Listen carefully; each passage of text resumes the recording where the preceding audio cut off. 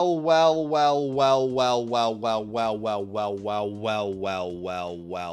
ladies and gentlemen, welcome in. We are here, me and your boy Sammy Stacks, ready to go and do a real Dynasty startup draft. Not a mock draft, real stakes on the line with the land community. Appreciate y'all being here. Shout out Sammy, to him. did you notice the thumbnail in today's stream? I did. I put a little comment in the chat asking if you made it just for me. Yeah, may or may not have got the juices flowing on this Monday evening. May or may not have wanted to let the guest here feel a little more welcome. You know, you've had I really appreciate a great run here so far. Not as much cinnamon as of late, and I think we got a reward good performance. You know, they say one thing about me. I grow. That's all they say. You know? They say he grows. I'm a grower. I'm a grower. You know, you're a grower, not a shower, just a grower. I'm a grower. I've experienced a lot of growth through these streams. Yes. And T Gotsy's honestly, I'm not gonna mention what he said in his comment, but he's absolutely right. I mean, shout out to all the growers. Thomas. Shout out to all the growers out there, man. All right, and the showers. All right. Let me tell you, I see you. All right. Nobody else does, but I see you, growers. Okay. So, yeah, man. And I want to give a shout out to the showers. We all see you. We all see you. It's impossible not to. We can't not see you. It's yeah, you know, you're absolutely right. You're absolutely right. I appreciate y'all big time being here with us. We've got a real Dynasty startup draft that we're about to jump into. This is the Hermes League, which shout out to the people in the Hermes League. What I will say is we have got to, I mean, I just can't pronounce it right. So the Hermes League, the Hermes League, whatever. Over with this. Whatever you want to call it, okay? But we're about to jump into this draft. I appreciate y'all being here. A couple quick little things to let you guys know. Over at landleagues.com, we did just officially release the next draft. So this is a league that will be drafting this time next week. So the experience you're about to see for the Hermes League, you can have that same experience with the Hera League, which is this time next week. We'll have a Dynasty Superflex startup draft. I will put a link in the chat if you'd like to get into a real land league. Definitely go check it out. Just make sure that you're not blindly entering a drawing. Read the instructions, all right? There's a reason that we created this entire homepage. I'll tell you exactly how you can get into the drawing. Obviously, all the brand new promo code LAND annual by the Flocker members get a guaranteed spot into a land league. So if you are a brand new member or you become a brand new member this week, you will get a guaranteed spot into a land league with us, and you'll be kind of experiencing exactly what the Hermes League is experiencing, but for next week. Appreciate y'all being here, hanging out with us. We can pronounce this one. And we can pronounce this one. Like, I'm pronouncing it right? I mean, Hera. I don't think I can pronounce that wrong. Hera. That's right. There are a few ways to say that word, Zach, and I think Hera is the. Let's go. Hera's a good choice. Let's do it. So, in honor of the word Hera and it being the next league, and the fact that I can actually pronounce it, it will be today's code word. Okay, so if you want to win some Dynasty trade question vouchers, then all you got to do to enter today's giveaway is simply like the stream and then type Hera into the chat. We see all of y'all. Thanks for being here. Agent Zom, Rioza, D. Macy, Sparrow, Jeb in the chat. We've got Mike. We've got Matthew and Bree saying, Bree and I want to know if Sammy needs help. We tried going to Harvey's website and our computer shut down. That is an incredible callback. What's up, Dynasty dude? Styles is in the building. I'm all right, guys. I'm okay. We appreciate y'all being here. I don't know. Does Canada have like the FBI equivalent? Are you guys that cool? Yeah. It's the it's called this. Well, what is it? Is it this? It's the CIA.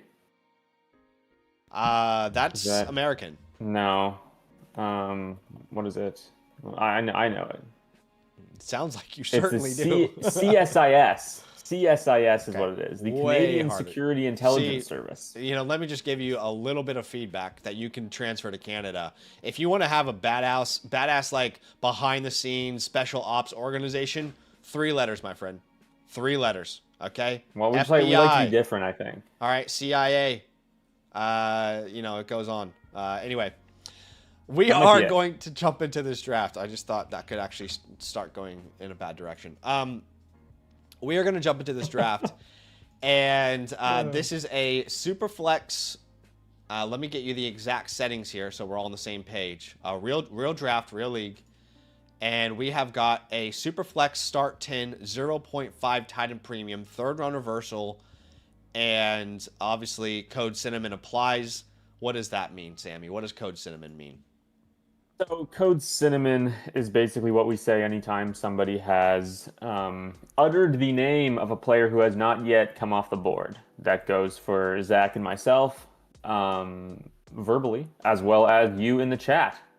So we just don't want the draft to be influenced whatsoever by ourselves or anybody in the chat. And so if you could refrain from saying or writing the names of anybody who hasn't come off the board yet, that would be absolutely swell. And Thank Sammy, you. do you promise to do the same? Well, look, I don't think my word means much anymore, Zach. I don't think it would matter if I did promise it, to be honest with you.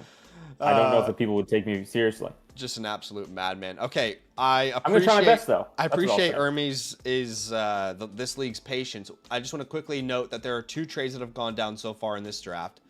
Delage got the 308, the 405, and a first in this startup draft for the 109, the 704, which I think I like that for Delage a lot, but we'll see how it plays out, obviously, over the course of this draft. And Delage makes another trade where he sends away his third, gets back a fifth and a first. Again, I think that's a really smart move. We'll see how it pans out. Maybe it doesn't look great in the long run, but you can go ahead and start the clock here, Joel. I appreciate everybody's patience there.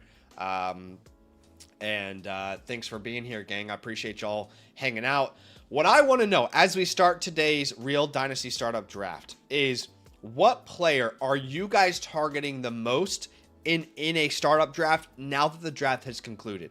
Who do you think is the best value? Or it doesn't even have to be the best value. It can even just be the player that you're like, I have to leave a draft with this name. And Sammy, is there one that comes to mind for yourself? I see a problem here.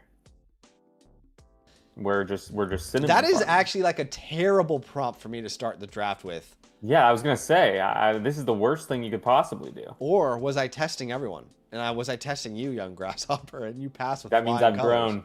I truly am a grower. I truly am a grower. This was maybe a code Cinnamon trap. I mean, that actually could be... I'll let you know once he comes off the board, or she. You never know. I passed the test. Thank goodness. D Macy says, I can't leave the draft without Cinnamon. I mean, that's true perfect. as well. All right, everybody passed with flying colors. I may be the only person who did not pass. Matthew, by the way, Matthew and Bree have set your over-under at 3.5 Cinnamons today.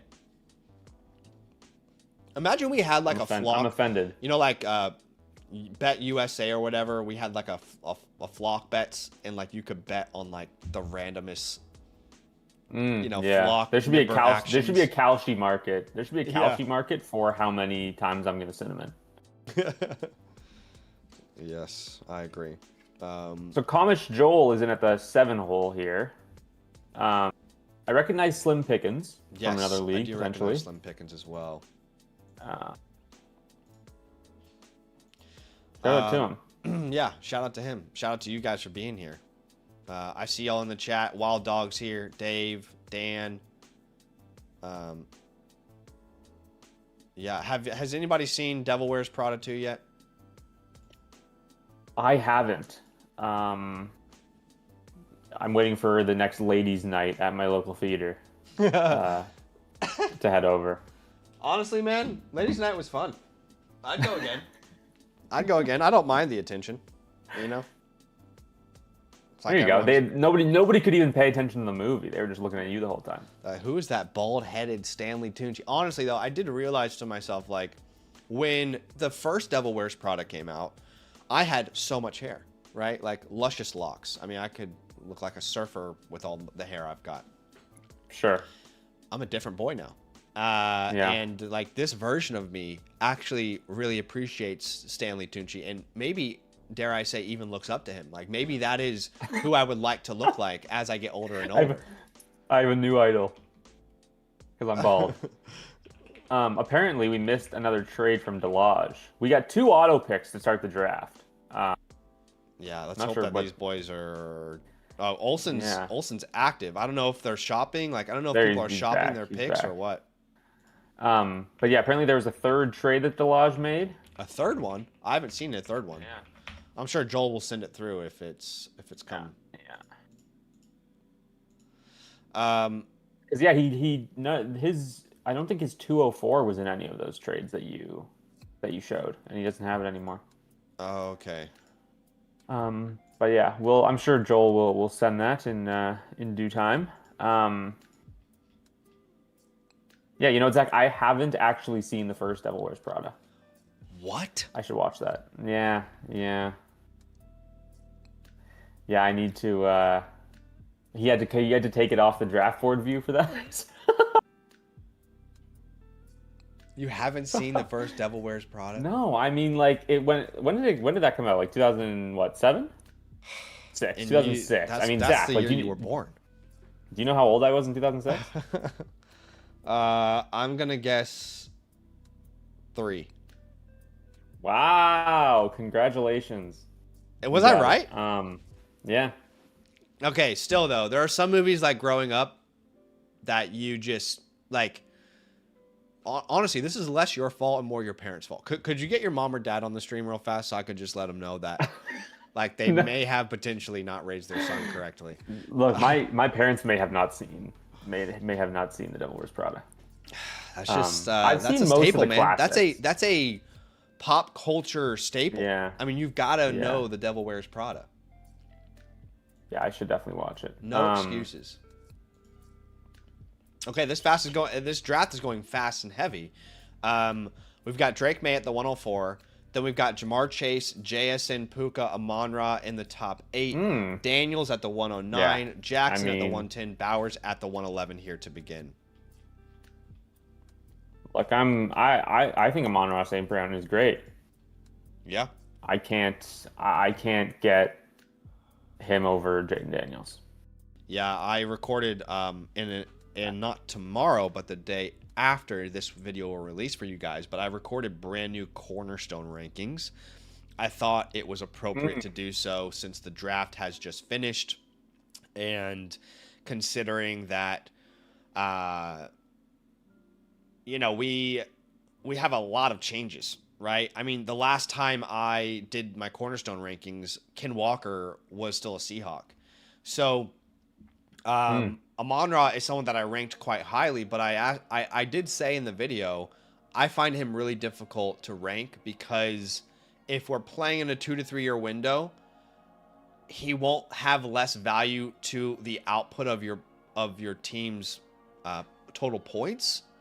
Correct. But his value in Dynasty will certainly take a hit just simply because of his age. And you could say that about a lot of these really top-end superstars like CeeDee Lamb and Justin Jefferson. So it's interesting. Exactly. Yeah. Yeah, it's weird because like I think that it's just tough because I don't know how to view that in terms of like we play in 2 to 3 year windows, and when we talk about that, we're talking about points, right? I don't want to be projecting what Jaden Daniels is going to do in 2031 when I'm valuing him, right? So you play in 2 to 3 windows, 2 to 3 year windows, but at the in 2 years, my roster is going to be worth a hell of a lot less if I have Amon-Ra St. Brown than if I have Jaden Daniels. At least my I agree. Yeah, so I think that I think you kind of have to, maybe it just pigeonholes you into I need to contend, right? Because you can't draft Amon-Ra and then decide that you're gonna punt a year. No, right? because I'm also finding it difficult with that group of those 3 we're talking about there, which we are committing Cinnamon, but let's be honest, they're all going to come off the board here at some point in the next couple. In the next 6 picks or 7 picks, whatever. But that group of that 3, the Amon-Ra, CeeDee, Jeffersons, right? Like those 3, it is not. You're not getting a King's ransom anymore. I don't think. Like you're not getting the JSN package, the Puka Nacua package. You're not getting the Jamar Chase package anymore for those 3 guys. And I don't see that changing. You know, like they can all come out here and score 20 points per game, and I still don't think that that's gonna change all that much. Yeah, no, I completely agree. I have them like a little further down than consensus, or at least than everybody else on the site, just because I'm kind of leaning into like a year from now, all these guys are going to be 27, and like it is very rare for a wide receiver to hold elite value Yeah. At 27 years old and beyond. And I had a video about this recently, specifically just looking at the 27-year-old age cliff. Yep. For wide receivers. And even Tyreek Hill, Zach. Tyreek Hill, when he was 27 years old, he was like a 1-2 turn pick. Yep. Right? He then had back-to-back wide receiver 2 overall finishes. And his value still fell year over year. Yeah. It just doesn't matter. 100%. No, I'm right there with you. It just doesn't matter at all. I've actually used now, that if you had actual him, analogy myself and plenty of times. It's a great example because you think about like the peak outcome for these guys at that age, right? And still the dynasty markets rewarded them by just simply pushing them down. So yeah, if you had him, okay, great. You had a good shot at winning 2 championships. Yeah. Right? But by the end of that, and maybe it's all worth it, right? And that's how you have and to I know play that like if you draft them. You've talked about this a bunch, how like you want to win. Like the goal is not for me, it's not to build the biggest juggernaut that is 2,000 points higher than anybody else on the flock site and this kind of thing. My goal is to win a league. You don't want to roster it. You want to win championships. Exactly. And now saying that, I do still value these guys a little less just because I see that imminent drop off. And if they have a bad year, oh my god, like yeah. Can we if CD has another year where Pickens outproduces him? Yeah. Which is not out of the range of outcomes. In my projections, they are within like 0.5 points per game of each other. Also, did you say if it's a half point or full point or 7.5? Half point tied in premium. Can we talk about Jeremiah Love though, going out the 206? That's wild. After Amari on Hampton. These guys know what they're doing. You think Jeremiah Love should be behind Amari on Hampton? He's my RB5, yeah. Do you have Jeremiah Love ahead of behind Amari on Hampton in your rankings? Yes. It's like this. Hampton's my RB3. Huh. I don't know what to say. I don't know how you can justify that. It's purely an argument of the offense. Okay. And how I project. And look, we say 3-year window. Dynasty is very much influenced on 1-year windows as well. Yeah. Right? We talked about this, I think, yesterday? Yep. Or maybe last week. Like, it's very, very much influenced by what happened this previous year. Trey McBride was just the 203. Okay. Right? So I just think that the Hamptons' range of outcomes in 2026 is so much better than Jeremiah Love. Do you not feel a year from now, Hampton has so much more to lose, though? I mean, Ashton Jeanty comes out, and like, what is the common conversation around Jeanty this offseason? Yeah. What a terrible rookie year. What an awful rookie year. Man, things couldn't have gone worse for the Raiders. Maybe the Jeanty pick was wrong for the Raiders, and yet still the dynasty markets treat him as a top 15 asset, right? I mean, if Hampton and Love, if either of them were to go down with a serious injury, if either of them were to underperform, I think there's far more floor to be reached from Hampton than there is for Love. Yeah, I'd agree with that. Yeah. Yeah, but I also think that Love's, his projection in year 1, I don't think it touches Hampton. My personal opinion on how I view these two guys playing in 2026. So you're right. If both of them underperformed, Love would be valued higher next offseason for sure. I don't see like my projection is that Hampton is not going to underperform. I think Hampton's going to have a great year. And so that's why like I'm taking the projection for 2026 into account as much as the, liquidity of their value or the stability of their value. I am not going to sit here and tell you that, you're crazy for that. I just think most of history is going to say that that's not, like, if you're telling me that we're in a league together and I can send you Hampton for the 101, history says that you're going to regret that trade. You know, like, this type of pick has never missed. Well, and at the same time, if I'm also gonna play to the well, no, me having Hampton over Love has nothing to do with how I feel about Jeremiah Love. No, I understand that, but you still have to Yeah. rank them against each other. You Sure, still have to make a 100%. But decision. I wouldn't trade Love for, like, if I had Love on my team, like, you have to consider the market as well, right? Like, I'm not gonna take a market loss like that. I'm gonna take advantage of being able to get a small plus with very real scenario. Hampton just went ahead of Jeremiah Love, so someone made the decision to pick Hampton 100%. ahead of Love. 100%. I would, if I don't think anybody else in my room is going to take him, before the 210, I'll try and trade down from the 205 to the 210 and get Hampton there. Yeah, it's interesting. One other thing I will say is, I know Tyler Allgeier's there. He's going to be annoying. In the same breath, you have got a running back with the most guaranteed money in NFL history in Jeremiah Love. $50 million guaranteed. The second highest contract guaranteed in the NFL is $36 million. I just don't see how Jeremiah Love fails in Dynasty. And not to say that you are projecting him to fail, because we're talking about RB3 versus 4 or whatever it is, but I just think it's a much safer pick to take Love. like the reason I have Jeremiah Love as my 20th overall player in Dynasty, and that's going to be probably low for, I think you can't see everybody on the site, but the average is 16. He's my 20th overall player, and that's purely because that is quite low compared to me. I like the 2026 projections ahead of him a lot better. And I got him at 13. Yes, sure. 13, okay. So, yes, sure, he is going to hold value. Like, I do not disagree. Like, we just saw it with Ashton Genty. We saw it with Bijan, right? These guys are going to hold value. But at the same time, if you had Genty for year one, you weren't happy. So, and you could look at it as like, okay, he held value, but I also just wasted a year having this really valuable asset who didn't help me win. So, like, yes, he's going to hold value, but also I care about the points he's going to score. Obviously, yeah. Before we get there. Do you have CeeDee Lamb and Justin Jefferson ahead of Jeremiah Love in your overall rankings? I do not.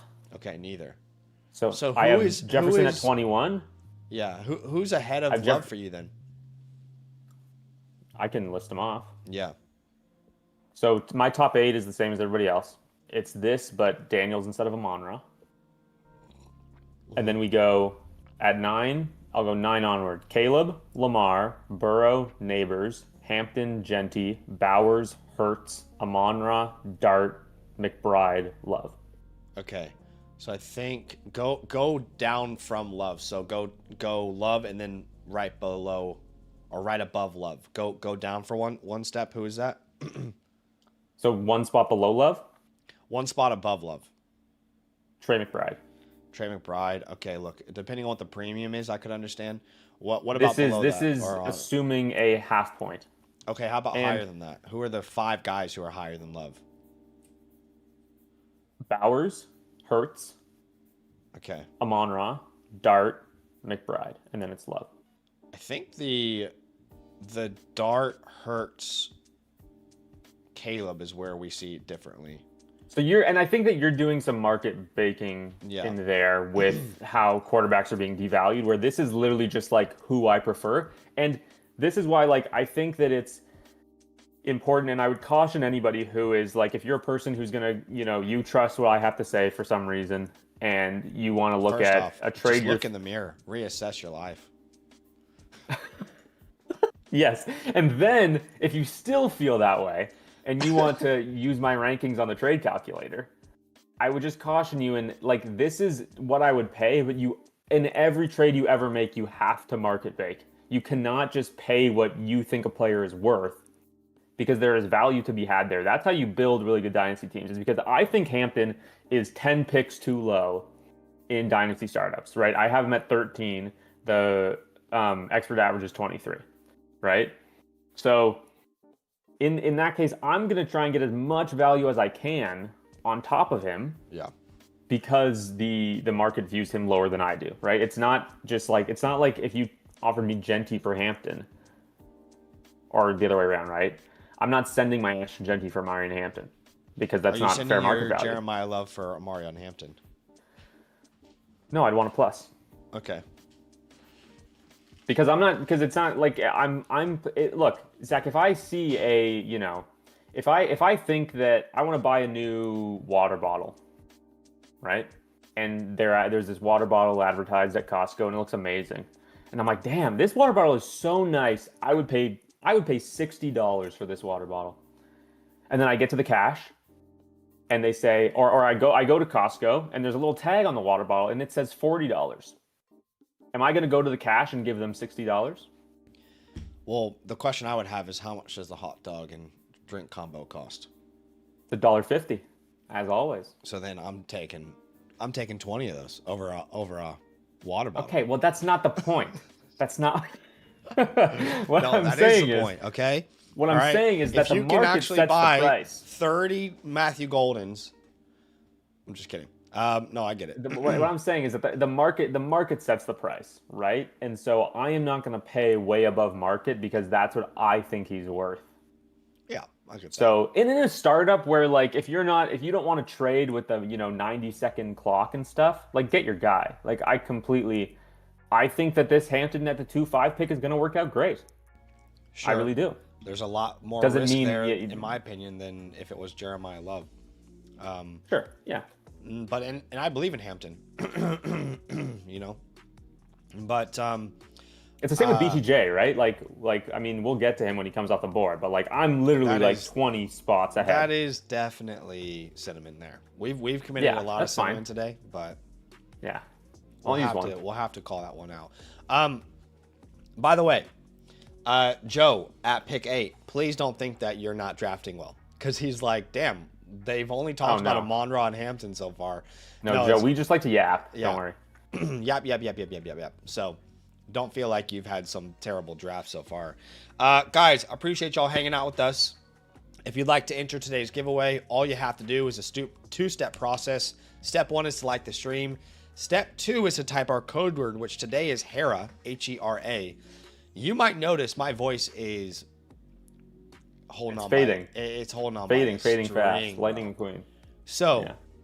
I apologize for the rest of the stream. I will have a throat lozenge in, and it's only because I'm trying to save myself. I've got teas going on. I've got the throat lozenges. I'm just trying to keep grinding for y'all. Yeah. I do want to say, Breezy to CEO. Phenomenal start. I know you don't like the quarterback early, and there may be some values later.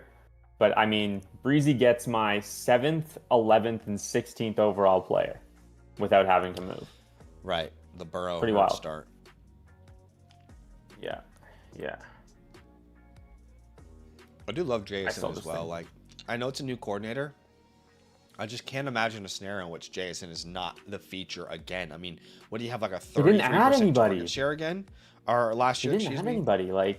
Last year, he's my number 1 ranked, or my number 3 ranked one quarterback startup draft player, just behind Gibbs and Bijan. But a 36% target share last year. But again, who are you targeting on this team now? Yep.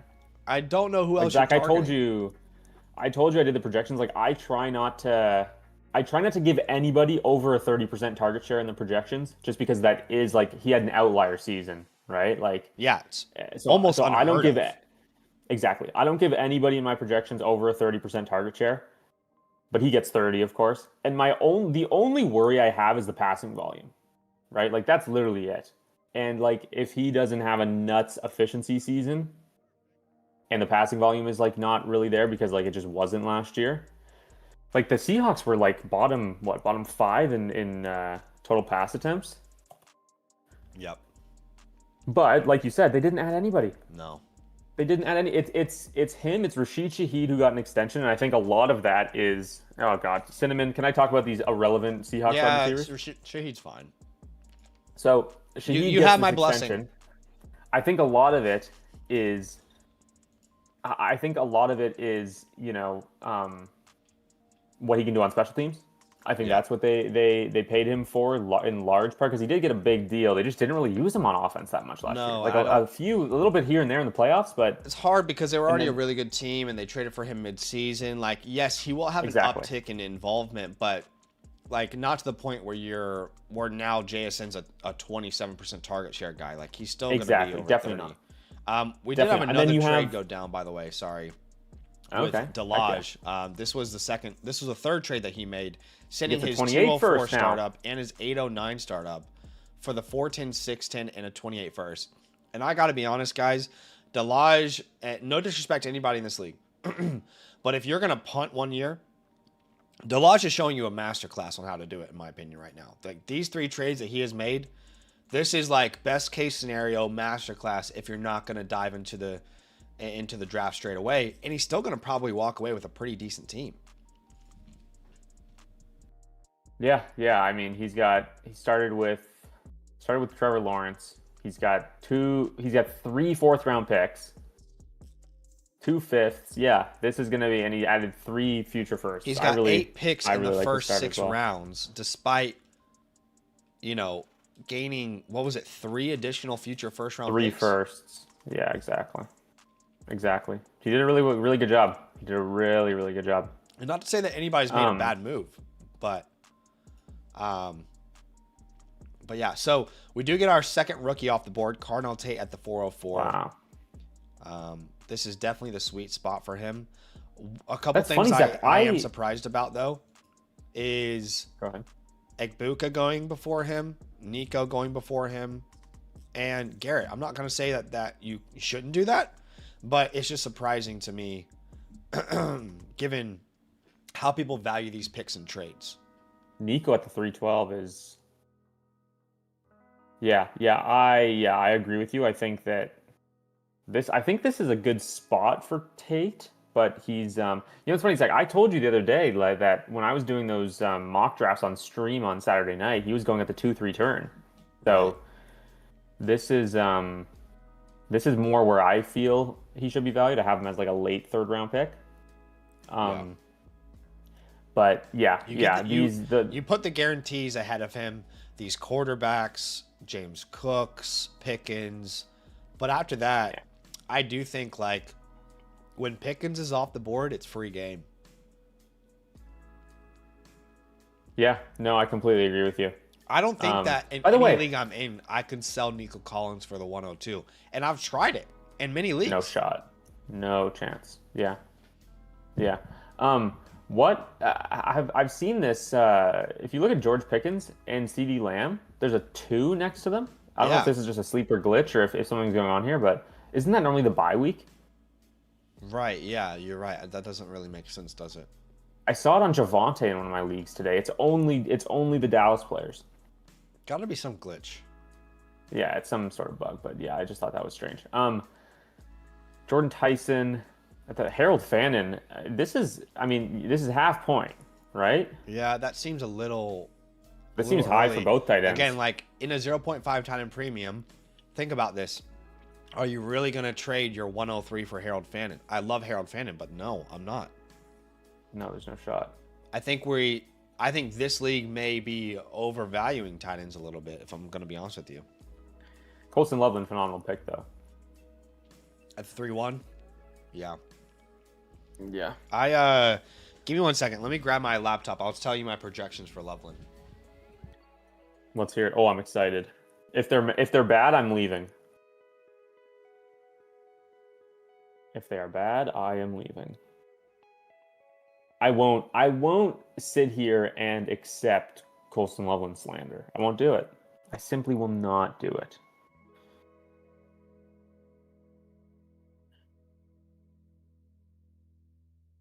Oh my god! And then Breezy got Rashee Rice.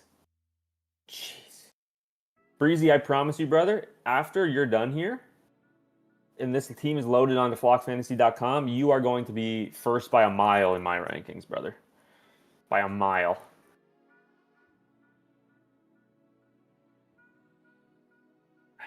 Would rather have Tyson over Ladd too.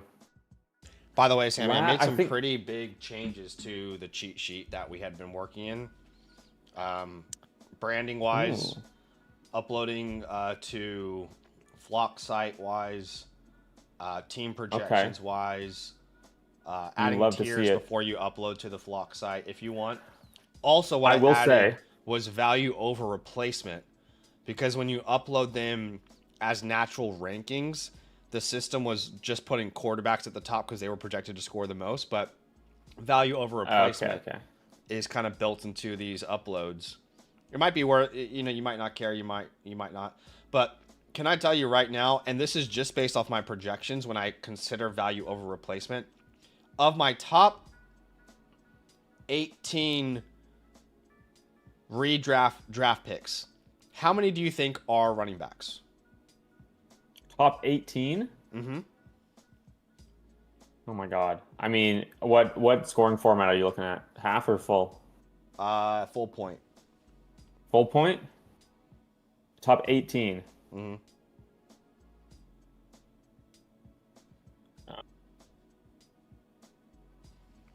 I'm gonna go 12.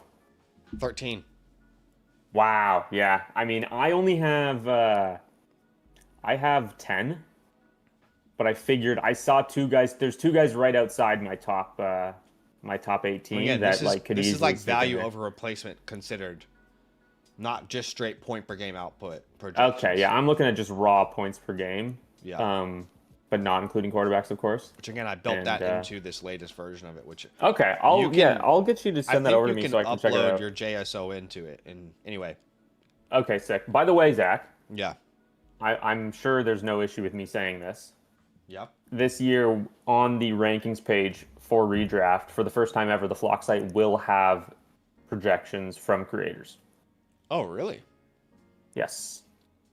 Yes. I mean, It is. I got to be honest with you. If I have to manually add those, It'll be. I'm not manually adding those. If you already have your system, there will be a way to just basically just copy paste what you have Okay, sure. into it. That's great. Yeah. But yeah, that will be coming for people to see, because I know that, like, you know, you and I talked about it, like when we started talking about these projections and this idea of it, just saying, like, I find it really hard to make rankings without them. Oh, like same. just to go off straight vibes. No disrespect to anybody in the industry who ranks redraft season based off of like their feelings and like just sitting down like, oh, I'll move this guy here. I'd rather I'll move have this guy this here. guy than this guy. I like Yeah. this offense. Yeah. Like, no disrespect to anybody who does it that way. I just feel like I feel lost ranking that way. I need to have a basis behind why my rankings look the way they do. I need to project out these offenses. Look at what they've done historically.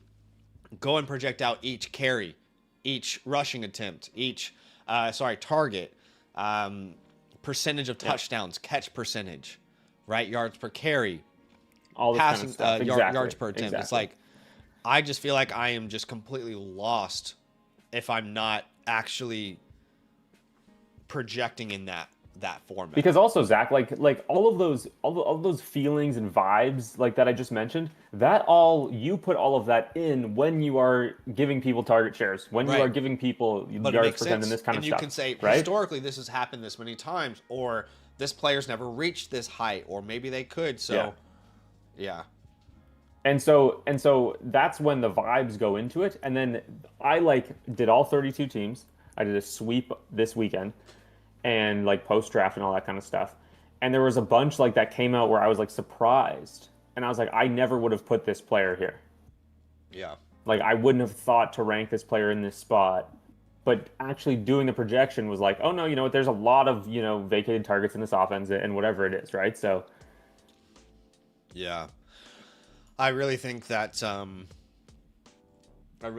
it's I think it's crucial. It really is.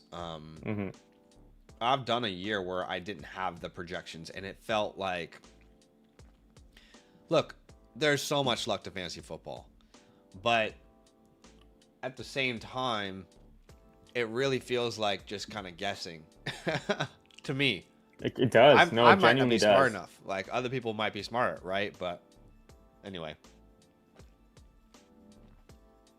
So, question: if the projections are going to be on the site, does that mean that we're going to have a projection machine, or is it just like it's shown? I don't know exactly what it's going to look like. Okay. But basically, Bush brought it up, seeing if something like that would be possible, and there will be some form of it that is definitely possible, and whatever you want that to look like would obviously go into it. Okay, sure. One thing that I added is because like we've talked about this, our projections won't be our rankings. Exactly. Well, yeah, like CMC is a perfect example for me. Yeah. Like I projected him like the third overall player right behind Bijan and Gibbs. Yeah, same. I'm not taking him third overall. I'm struggling to find a reason why you wouldn't consider him there, though. Well, just because I think that Chase, Puka, and JSN are such good projections. Sure, they're easier. That the risk isn't worth it to me. But one other thing I built out, Sammy, because my idea was, let me get my projections together, export this, upload it with tiers to the Flock site. Then if I ever need to do that again, I can. But I've built out this tool where when I adjust anything on any team, it'll show me the movers based off that adjustment. So, for example, if I adjust yards per attempt for the quarterback, or yards per carry for a running back, or catch percentage for a wide receiver, there's a tab that shows you where they've moved in your projections up or down, and then you can go to the Flock site and make those moves. But that's fire. Yeah, I used to use RotoVizes, and then they stopped doing it, and I was like, damn. Well, thank God. Well, thank goodness for Claude. Exists, right? Like. Yeah, exactly. Thank goodness for Claude, man. Yeah. And by the way, this is not a shot at whoever. I honestly, Jason, like, I have no idea who. You know, I don't know if this is like aimed towards a specific creator that you follow or what. I don't. It might be him. It may be it's you. I don't know. All I'm saying is, like, this is not a shot at any creator out there or anybody who ranks that way. No. It's just I can't understand it with the way I look at things. And honestly, like, I did it for a long time. Like, I have always been somebody who wants to have my own opinions reflect, even when I wasn't, making content around fantasy football or anything like that, right? Like, I've always wanted my own opinions to drive what I do, as opposed to, blindly listening to somebody else. And even like when, years ago when I was just playing in like a home league for redraft, I would have my own rankings.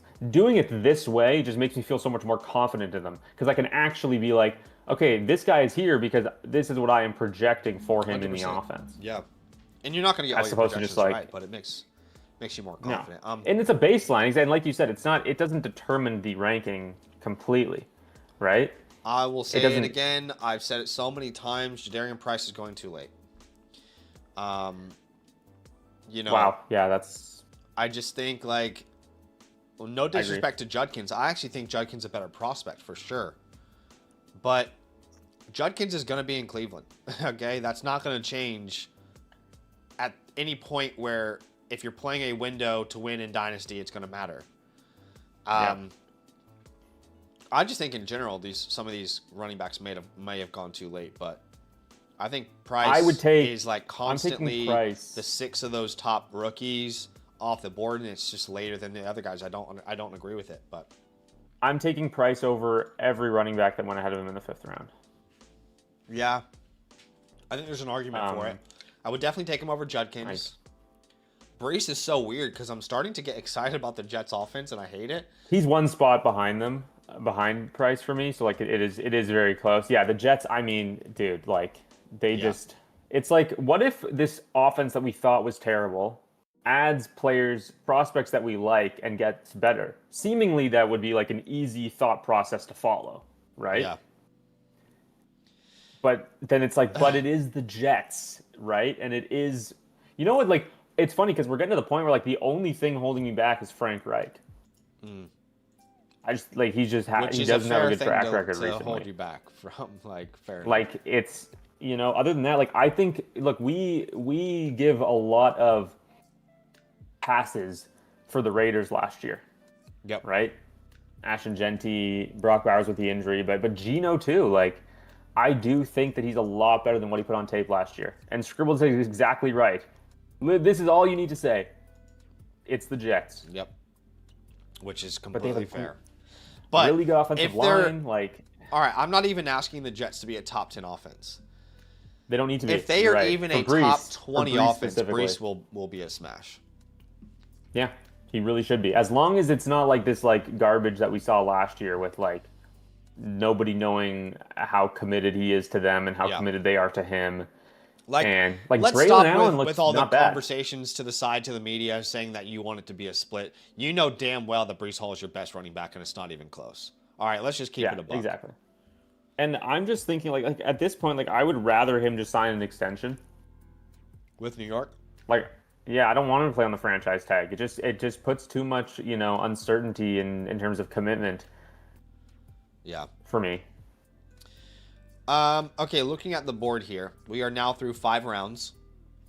Delage, by the way, who had that super unique build, now has Trevor Lawrence, Marvin, McConkey, Tyson, Higgins, Fannin. I'm a little bit perplexed by his build, I'll be honest with you, just because I really liked the trades that he made. However, Fannin that early, Higgins with this build, some things I'm not really understanding completely at the moment. Yeah, the Higgins pick, I don't. It's funny, this exact same thing happened to me in a startup I did earlier this offseason where I was punting and then I just got Higgins at a crazy value, but I think it was like at the end of the 6th. Yeah. This is sort of more like at market. And again, I ask you, could you sell T. Higgins for the 106 in your league, 105 in your league? Maybe. Yeah, Price is where I'm taking Price over Higgins, Same. but I think Henderson in that build over Higgins for sure. Yeah, but also at the same time, like I could easily see Higgins being worth a 27 first midseason. And maybe Delage's plan is to capitalize on that in week 3 or 4, right? Yeah. Okay, so we get Mendoza off the board, which again, it was the 105. This is always funny to me because people are confidently taking Mendoza at the 102. It does not reflect rookie drafts at all. It never reflects in a startup. There's something we got to do about this. What does this we need to figure out? I mean, this is why Mendoza has been my 6th ranked player. Just because, what he needs to do to be a top 3 startup pick is quite incredible in his rookie year, and I don't know how that happens. Yeah. By the way, I want to give a shout out to Billy. Billy Spriggs in the chat. Let me know if you're still here, bro. Good to have you here. What's up, Dub G, as well? Shout out to him. Sorry, go ahead. Let's talk Mendoza. What is the answer here? I don't know. I don't think it's crazy to put him there, though. Truthfully, I'd probably rank him with that group. Dak, Baker, Goff, Mendoza. Yeah, I have him at 48 overall. So this is a very good value in my opinion. I have him just behind Dak, ahead of the other quarterbacks.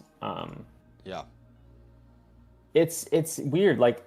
I do think there's something to be, because Mendoza is more attractive when you're on the clock for a lot of people when you're on the clock at the 104. In a rookie draft. In a rookie draft, than he is once the rookie draft has finished and you're trading for him the day after. No, yeah, I agree. It's 100%. Funny. It's all of a sudden it just goes out the window. And that doesn't mean you're making the wrong pick at the 102, but I don't think it really reflects, if you want flexibility until the season begins and new information is gathered, I don't think it really reflects. And as much as we're talking about another quarterback in this class, notice that that's a veteran move right there, who is not going to play straight away. When does Mendoza see the field?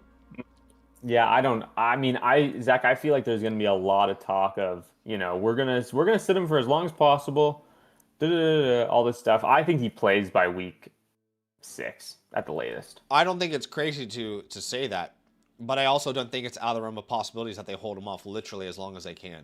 And I say that because they know that their team is probably not good enough right now built around him, so they might not want to win games if he is truly better, and this is a brand new coaching staff. It's a brand new coaching staff. They're going to have a chance to build a team around him. They're going to get multiple years. Secondly, I don't know if anybody operates that way, but I hear what you're saying, and I'm not pushing that narrative really hard right now. I'm just saying, sometimes there are decisions that you don't get to make as a head coach. You know what I mean? For example, Giannis Antetokounmpo wanted to play in the NBA this year, and they held him out. Do you think he was happy with that decision? No. Do you think the coach wanted to keep the guy who was fighting for his life? He wanted to keep Giannis off the floor? No. So some decisions really are not made by the coaching staff, right? But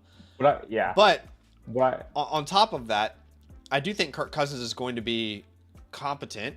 You have Tom Brady there, who waited a long time to play in the NFL. We hear them talk about how they want him to sit the entire year. All I'm saying is, it wouldn't surprise me if it's like week 10 and then they're like, all right, let's throw the kid out there. I think it could be longer than some people are anticipating. What I will say is that all sounds and makes a lot of sense until the team is, 1-4, right? And Kirk looks fine, right? He doesn't look good. He's not losing them games. But it's like, you just drafted this kid at 1 overall, and the team has won 1 out of their first 5 games. And whether that's Kirk's fault or not, there's going to be, like, no team has ever been like, okay, no, we're going to keep losing with the veteran. The good example to point to there, if you wanted to make that case, is probably the Giants last year. The difference is... Yeah, dude. Daboll was fighting for his life. That's not the same case with his coaching staff. No matter what happens in year 1, Kubiak's job is not in danger. This is not Pete Carroll coming in and like, I have to do everything to win a game, so I'm going to sit Jack Bech and play Tyler Lockett. This is a brand new coaching staff, proven coordinator who will have time to make these decisions. You know what though? But does it not? And look, a lot of that I agree with you. Most of me agrees with you on that. But at the same time, this is also the ownership group that just fired a head coach after 1 year. Yeah, but Pete Carroll should have never had that job. But they hired him. I know, but what I'm saying is, like, this is a young coordinator that you're going to give time to progress. This is not 100%, 100%. A 80-year-old man who is trying to hold on to what he used to be. I don't think that they would put Mendoza in early because they are trying to make sure they don't lose their jobs. I think it'd be because they are trying to win games. And if they are losing a lot more games than they are winning right out the gate, nobody is going to be... Every headline on First Take, whatever it is all going to be, when does Mendoza play? Please, let me just take 1 second and tell anybody who's still watching ESPN programs, please, for the love of God, please stop. The only ESPN program that's acceptable to watch at this point, as someone who grew up watching them, is the Pat McAfee show, just for fun, just for vibes. But beyond that, I'm sorry, First Take is absolute slop. And I grew up watching First Take, all right? I grew up watching Max Kellerman and Stephen A. Smith. But they had some great debates. ESPN is absolute slop city now. Yeah. I mean, I'm sorry, I cannot watch Big Perk talk about the NBA. I can't do it. I'm sorry, I can't do it. Zach, what happened to the program that we loved? the company we used to grow up and want to be a part of so bad. Do you remember the discourse around Drake May as a rookie? And how they couldn't possibly play him because the offensive line is terrible, the weapons are really bad, he's going to get killed out there. Vaguely, yep. Right? Do you remember what week he started for the first time? And it was Jacoby Brissett, I think it was week 6 or something. You're exactly right. Jacoby Brissett then is pretty similar, I would say, in terms of caliber of quarterback to Kirk Cousins. Yeah. I think that's fair. Kirk over the past 2 years has been really bad. Okay, so whether he starts week 6 or week 10, though, does it change? I don't see how that changes anything about where he's going in a startup today. No, me neither. I think we got off on a tangent about we were talking about his value, and then I mentioned that I thought he would start early, and you said you thought they might wait a little longer, and then It really is semantics. I mean, that's not even at that point it really is just semantics. But I'm also best ball pilled right now, and that's like a conversation about where do you draft Mendoza? Do you draft him at all? Because who knows how long he's going to play. I can't imagine even if he starts, can't imagine he's like a best ball winner. But the idea with like those tournaments is that they, you're optimizing for the fantasy football playoffs, right? It's really all that matters. And so if you hope that a rookie can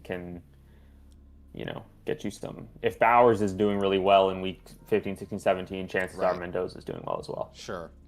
I will just say quickly on the First Take stuff. Again, I grew up watching that show. I grew up Sports Center every night. First Take, Around the Horn.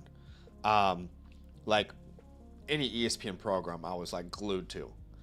But I just think the fall off has been monumental from ESPN. And I think the reason is because data and analytics matter now. And just yelling at the screen about your opinion, it's not really attractive anymore. And it doesn't. People want to be convinced of something. When ESPN made the decision to move on from Max Kellerman, I think it was a huge loss, because Max was bringing something that I don't think Stephen A. Smith was comfortable with. And this is not a shot at Stephen A. Smith, by the way. I love the guy. Like, truthfully, idol growing up watching him. Do I watch him now? No. But I think that Max was cooking the guy, and they decided to move on from him. When in reality, I think it should have been a hey, Stephen, you've got to step up in the way that you present now. So, anyway. I miss the ESPN. What ESPN used to mean to me. That's what I miss. The good old days. Yeah. This seems a little early for KC. I thought Delage going all Browns. Yeah, I mean, we talked about how Price didn't really. I guess I should refrain from what I said. Like, Price didn't fall crazy. This is actually not crazy for him to go 5th round. What I think is insane is to see Scatterboo in the 7th. Scatterboo in the 7th is wild to me. Yeah, that's like not reacting. Where do I have him? I mean, that's what an absolute steal. Yeah, I think that's a really good value. Yeah, so Jonathan said, am I really supposed to take Jadarian Price before Casey Concepcion in my rookie drafts? Yes. What is the reason to take Concepcion over Price? I can't see a single reason to take. I mean, genuinely the only argument for Casey over Price is that Casey is a better prospect. No, I mean, that's it. And if that's your reasoning, that's your reasoning. But if you are only basing it off of who is a better prospect, then you should do all of your rookie drafts before the NFL draft. Because if we're just not going to react to what happened, then what is the point of that draft even happening at all? Yeah. I mean, I can think of so many reasons why I would take Price over Concepcion. And the thing is, Concepcion can still end up being a better like dynasty asset, but everything right now that we know about the game that we're playing tells me you're taking Jadarian Price over Concepcion. Oh my God. Jameson Williams in the 7th round. There's a reason, guys, that in my redraft rankings this year, 13 of my top 18 players are running backs. There's a reason. Positional scarcity comes into play. Historical hit rates come into play. A first-round running back, you want to call Jadarian Price a second-round running back. I mean, it is the safest bet you can possibly make in Dynasty rookie drafts historically. The safest bet you could possibly make. How come I can never get Jameson Williams for this price in any of my leagues? I feel like he's always in the 7th, man. Zach, I literally try to trade for him everywhere, and nobody wants to sell him. I just think people love him. They just undervalue him for some reason. I'll take him. Yeah. We didn't talk about my boy. Goes at the 603. Brian Thomas, the feature of today's stream. What do you think about the spot here? Zach, I'm so excited to go through all of redraft season. Just the two of us just talking about Brian Thomas every chance we can get. Week 1, he goes off for 9 for 122 and 2 scores, and I'm just doing cartwheels. I think this is a really. I don't need to say anything else. It's a good value. Yeah, 603 is pretty good value. I will be honest. I think the Jags are one of the most difficult receiver rooms to project. And I say that just because I still think if Travis Hunter was a full-time receiver, he could be the number one there. But obviously that's Without not a going to doubt. happen. But do you know what I mean? Like, I find it so difficult. Well, and you know what makes it worse? Tell Is me. like there's all this multi tight end, heavy personnel, 12 and 13 personnel talk. And the Jags are taking a tight end in the second round, and what they took one in the third as well. Yeah. Like, so now not only do you have no idea how to split up the targets between BTJ, Jacoby Myers, Parker Washington, right? Given that, Tootin's going to catch some passes, given that Travis Hunter should catch some passes, given that Brenton Strange is there. Now, a lot of the time, there's only two of those guys that are going to be on the field. Yeah. And I don't think Jacoby can play on the outside right So now. who are you putting on the outside then? I think it's got to be it's BTJ and Parker Washington. What I would imagine is the two outside guys in 12 How personnel. much outside did Parker Washington play last year? I can find that out for you. Because he doesn't really feel like a outside receiver to me inherently, like his build. But I didn't actually track that, to be honest. I will look it up for you. So I can tell you right now that I have got Jacoby Myers. Oh, like what target share did you give Travis Hunter? I gave him a 10% target share. I have no idea what to do. This is what I'm saying. It's so difficult to know how to project this offense. I gave him 10 as well. 10%. I mean, what are you supposed to do? How about Parker? What'd you give Parker and Jacoby? I gave Parker 20 and I gave Jacoby 18. Okay, I pretty much have that flip-flopped. Brenton Strange takes a bit of a hit. I don't think any of these tight ends they drafted are going to be significant. I'm going to go on PFF and look at the snap data. It's just so hard to project this offense. Even the backfield, I find it difficult to project. Yeah, I just don't think Chris Rodriguez is really going to do anything, honestly. I just think he's better than people are giving him credit for.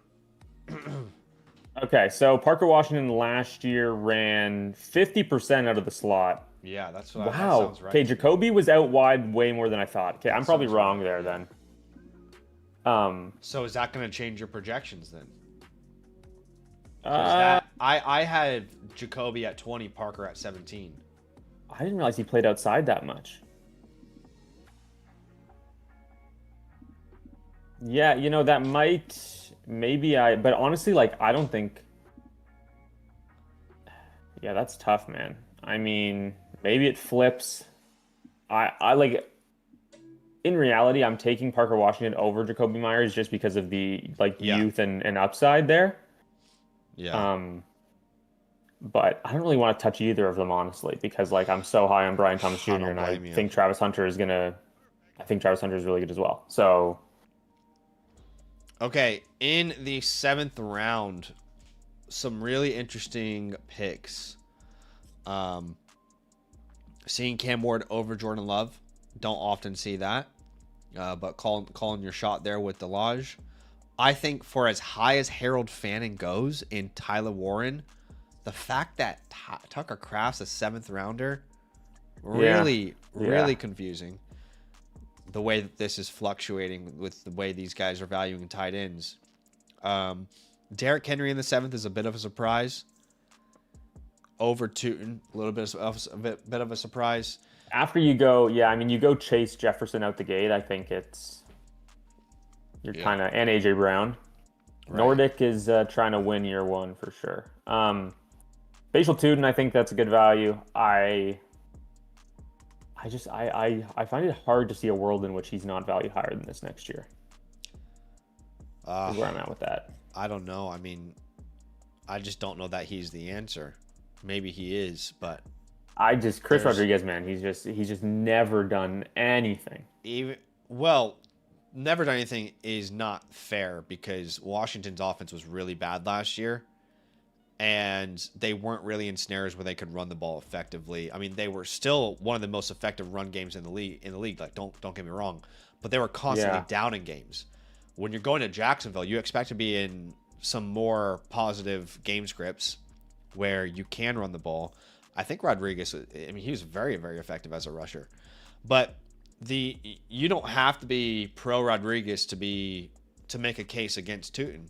The case could simply be neither of them are good enough. They're both gap years. I'm not saying that will be the outcome, but Surely in this high-powered offense that we love, right? With, Trevor Lawrence finally coming into his own. Liam Cohen is obviously an incredible offensive mind. Really turned around Travis Etienne, right? So what is your I think projections for how are you statting out Bashul Tootin this year? Because I've got him at 10.9 points per game right now. That's full or half point? That's full point. Okay. Full point, I have him at 13. So what is your how many what percentage of the carries is he getting for you? 48. Okay, I've got at 45. Okay. What percentage Not of the crazy. rushing touchdowns are you giving him? 45. Okay, I've got him at 30%. I think Rodriguez is a super effective goal line rusher. Here's the thing, though. Like, Chris Rodriguez, I don't understand. Like, we don't think that Brian Robinson is very good. Chris Rodriguez couldn't sniff his jock when he was in Washington. Chris Rodriguez was far more effective than Brian Robinson was, though, as a rusher. But why didn't he And a play goal more than line 8% of the snaps, though? I don't know. Well, that's the thing, though. I mean, I think that if he's But I can that tell much you better that if than- Brian Robinson was in Jacksonville, I'd be far less concerned. I think Rodriguez is a better 1-2 first and second down back goal line threat than Brian Robinson was. Okay. Well, then in that case, I think that your argument against Bashul Tootin is purely driven by the fact that you think Chris Rodriguez is good. I think he's better than a lot of people give him credit for. Yeah.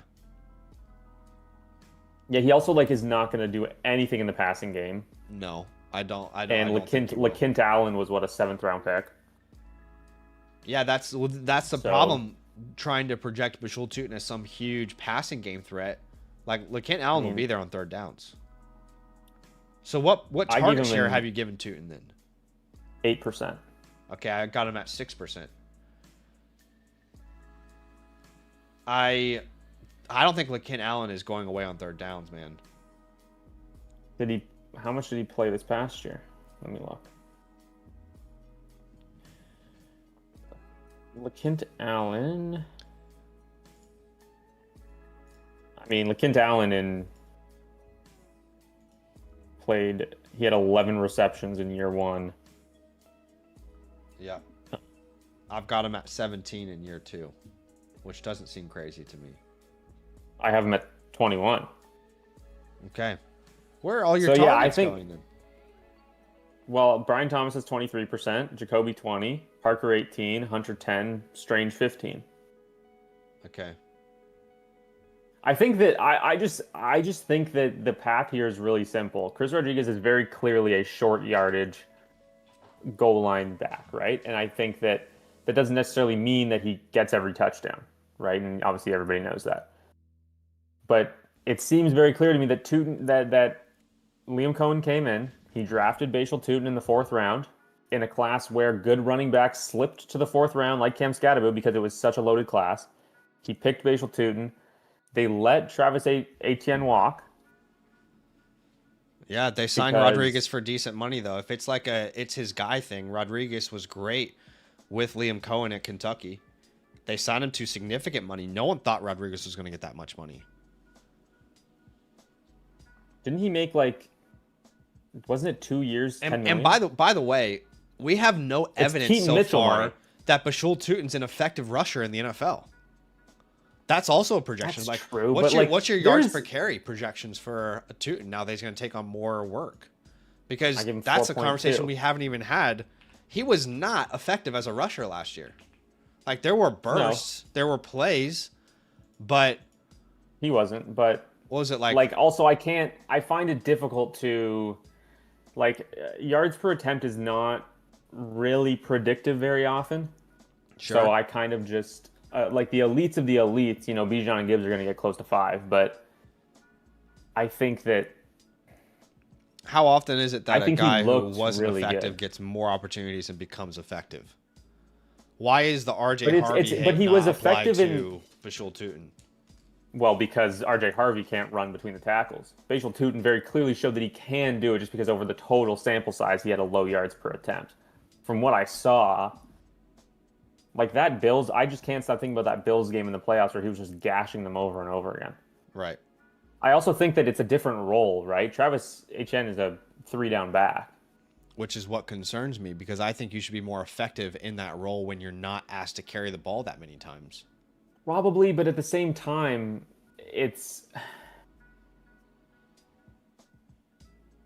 I think that it is a completely different role, and I don't want to try and like perfectly project exactly what the efficiency he had as a rookie into his second year when he does get the workload.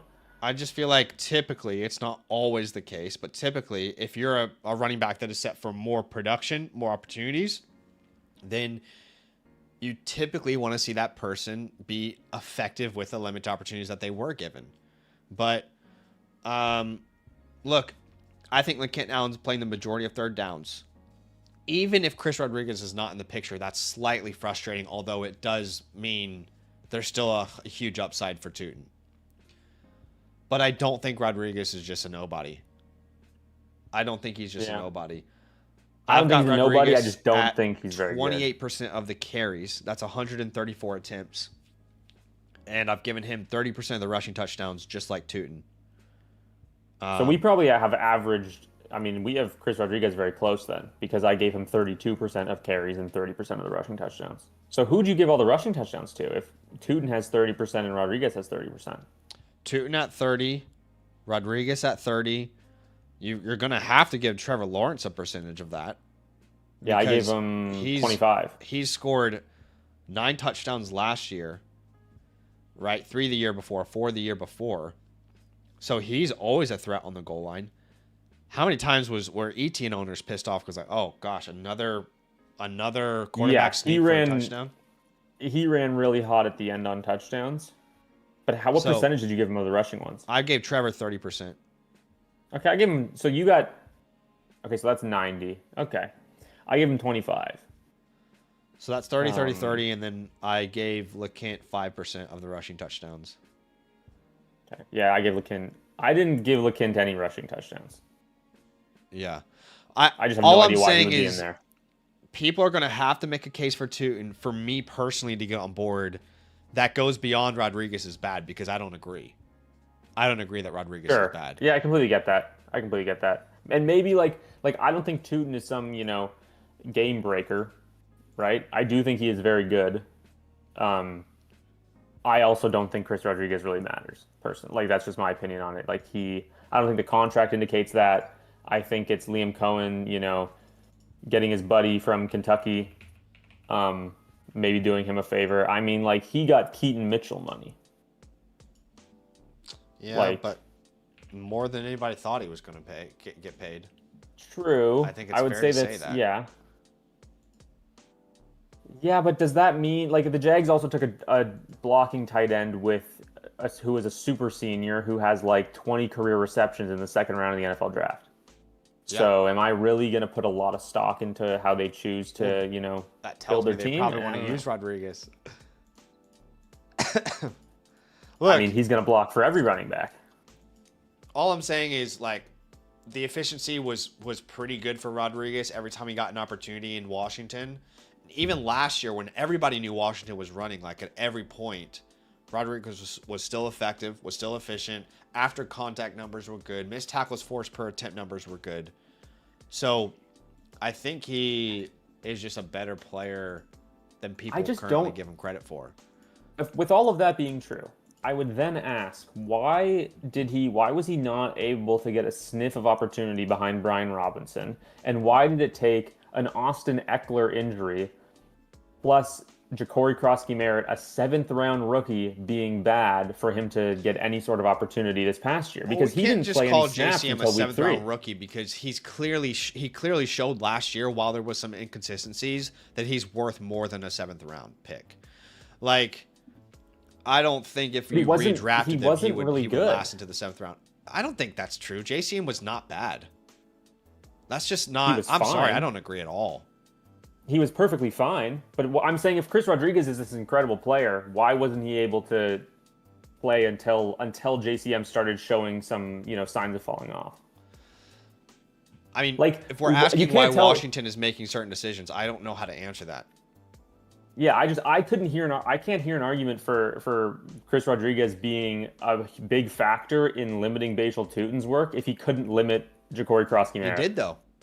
He did. He was so good that it absolutely cucked JCM's rookie year.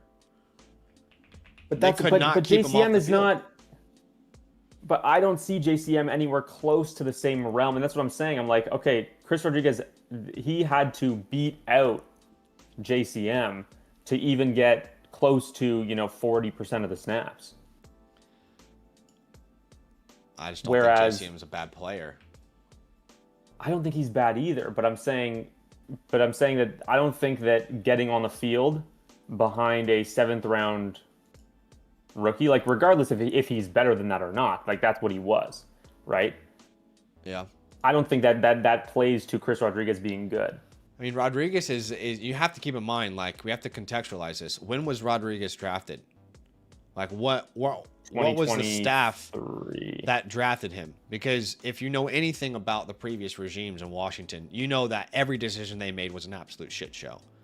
Like, it's really, I don't think we can say this like, oh, he's done nothing his entire career, when, the coaching staff, Ron Rivera from that era, Chris Bieniemy, like, what a shit show that entire thing was. Yeah, That was so absolutely you're disgusting. saying you're saying maybe it's a new coaching staff didn't draft this guy. No, they didn't draft him. He had no. No, I know. There's no like feasible reason why Rodriguez should have got touches last year.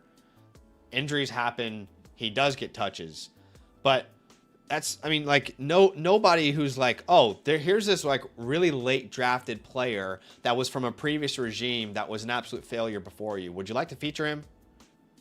Like, when does that ever happen? Sure, but also they have all of camp to see if he's good or not. They don't. There's more information that they put into it than that. But they just drafted JCM, who showed plenty of flashes for them. And I would disagree that JCM's not a good player. I think he is a good player. I think he's very average, is what I would say. I think people are underestimating how difficult it is to be a consistent player when Jaden Daniels is out for more than half of the year. You've got the worst. You've got Marcus Mariota, and then Marcus Mariota goes down. And you've got backups there. The only receiver that is really a threat for you plays 4 or 5 games in Terry McLaurin. Like, if you're watching Washington games last year, which I unfortunately had to do, it is stacking the box every single play. And by the way, your defense is going to give me 30 every game. So you're going to have to throw the ball anyway. So I think it's hard because there's a lot of context there for Washington that matters. But how are you projecting Washington's backfield then? I think it's kind of all over the place where Rachaad White gets the passing work. The other thing is that they didn't Rachaad White's got to be getting a decent target share here because there is not a lot of 100%. people to spread it out to, right? Like 100%. After you get through Terry, Antonio Williams, and Chig, and like I'm not giving Chig or Antonio Williams a 20% target share, right? When they haven't shown anything to deserve that. Yeah. So I think Rachaad White is there on a lot of passing downs, and I do think that Bill is the lead in terms of like gets the first carry. Like I also think that Katron Allen could easily be the Sure. RB1 here by week 4. Right. Like I don't think, and I didn't project it that way, obviously, but I have Bill with 30% of the carries, Okay. Rachaad White with 25, Katron with 18, and then obviously Jaden has like 27. I'm projecting Katron to be more of an afterthought. Like in my projections, if he does, he's not someone that I'm drafting in redraft.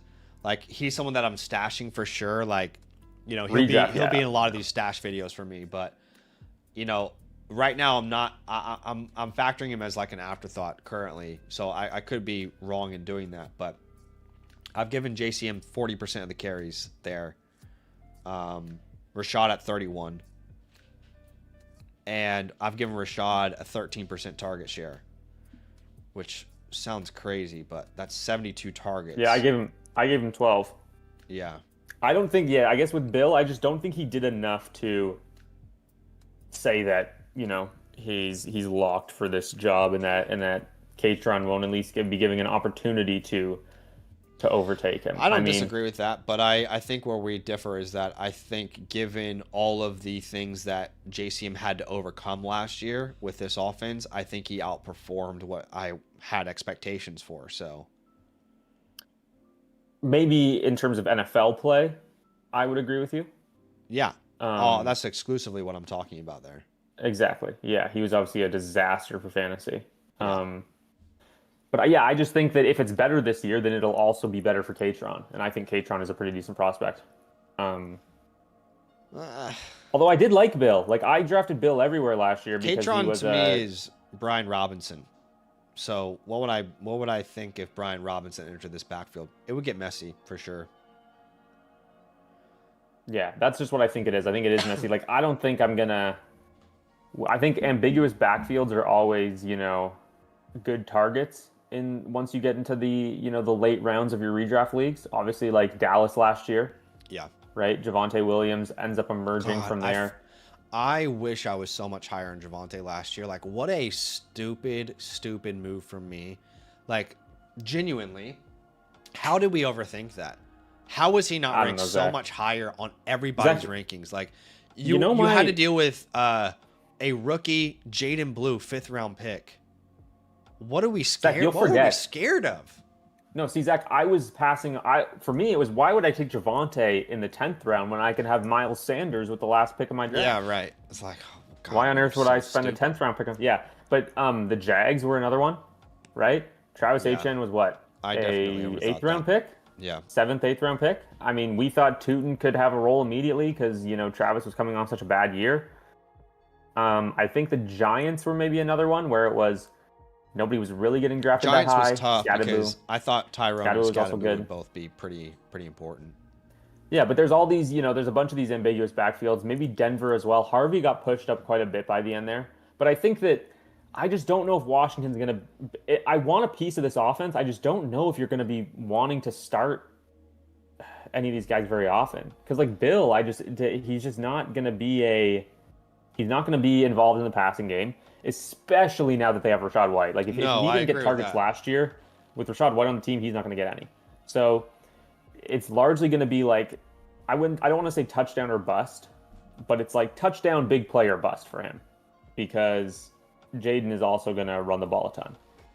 So, like, what am I even, like, investing in here? Like, what is the upside with any of these guys? I think Rachaad White will be the one that I draft the most, personally. But I would push back slightly in the sense of, if Jaden Daniels stays healthy, there will absolutely be value in this backfield.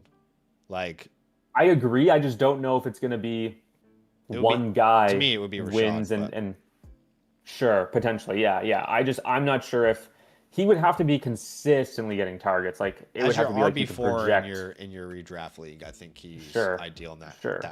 I just want to quickly. Some people noted it in the chat, but Coleman in the 8th versus Harvey in the 10th, difficult for me to wrap my head around. You're a big Coleman guy. I am. Do you justify this? I have Coleman at 96. I don't know the math on that. What I really struggle with is I don't doubt that Denver likes Jonah Coleman, and I think he's a good prospect. But I think that's a good pick, honestly. That's where I have him.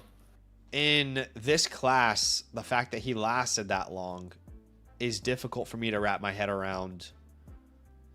When in Harvey's class, he went so much higher and it was such a deeper class. And again, I'm not like saying that Harvey's going to be a better player, but they got to be in the same round for me. Sure. Yeah, I can see the argument. Like, and here's where I would be on that. Like, with the Harvey draft capital, it took one team valuing him in the 2nd round for him to be a 2nd round pick. Yeah. right? It's the same thing with Nate Borkacher with the Jags that we just talked about, right? It took one team valuing him in the second round for him to be a second round pick, right? So that's not, yeah, to me, like, But it's the I don't same want to say team that decided that how many picks are there till round 4, pick 8? And they well, no, decided we don't the need other to thing I'm trade going up to to go say, get him. the other thing I'm going to say is that it took 32 teams passing on Jonah Coleman over and over again for him to Right. land in the fourth. Yeah. So I read in more to Jonah Coleman's fourth round draft capital as a negative than I do our Harvey's second round draft capital being a positive. Sure. That's the first thing I want to say. What's the second? The second thing I want, and then we'll get to the third, and then I have a fourth. $5 foot I- longs. I'm about to do an advertisement here.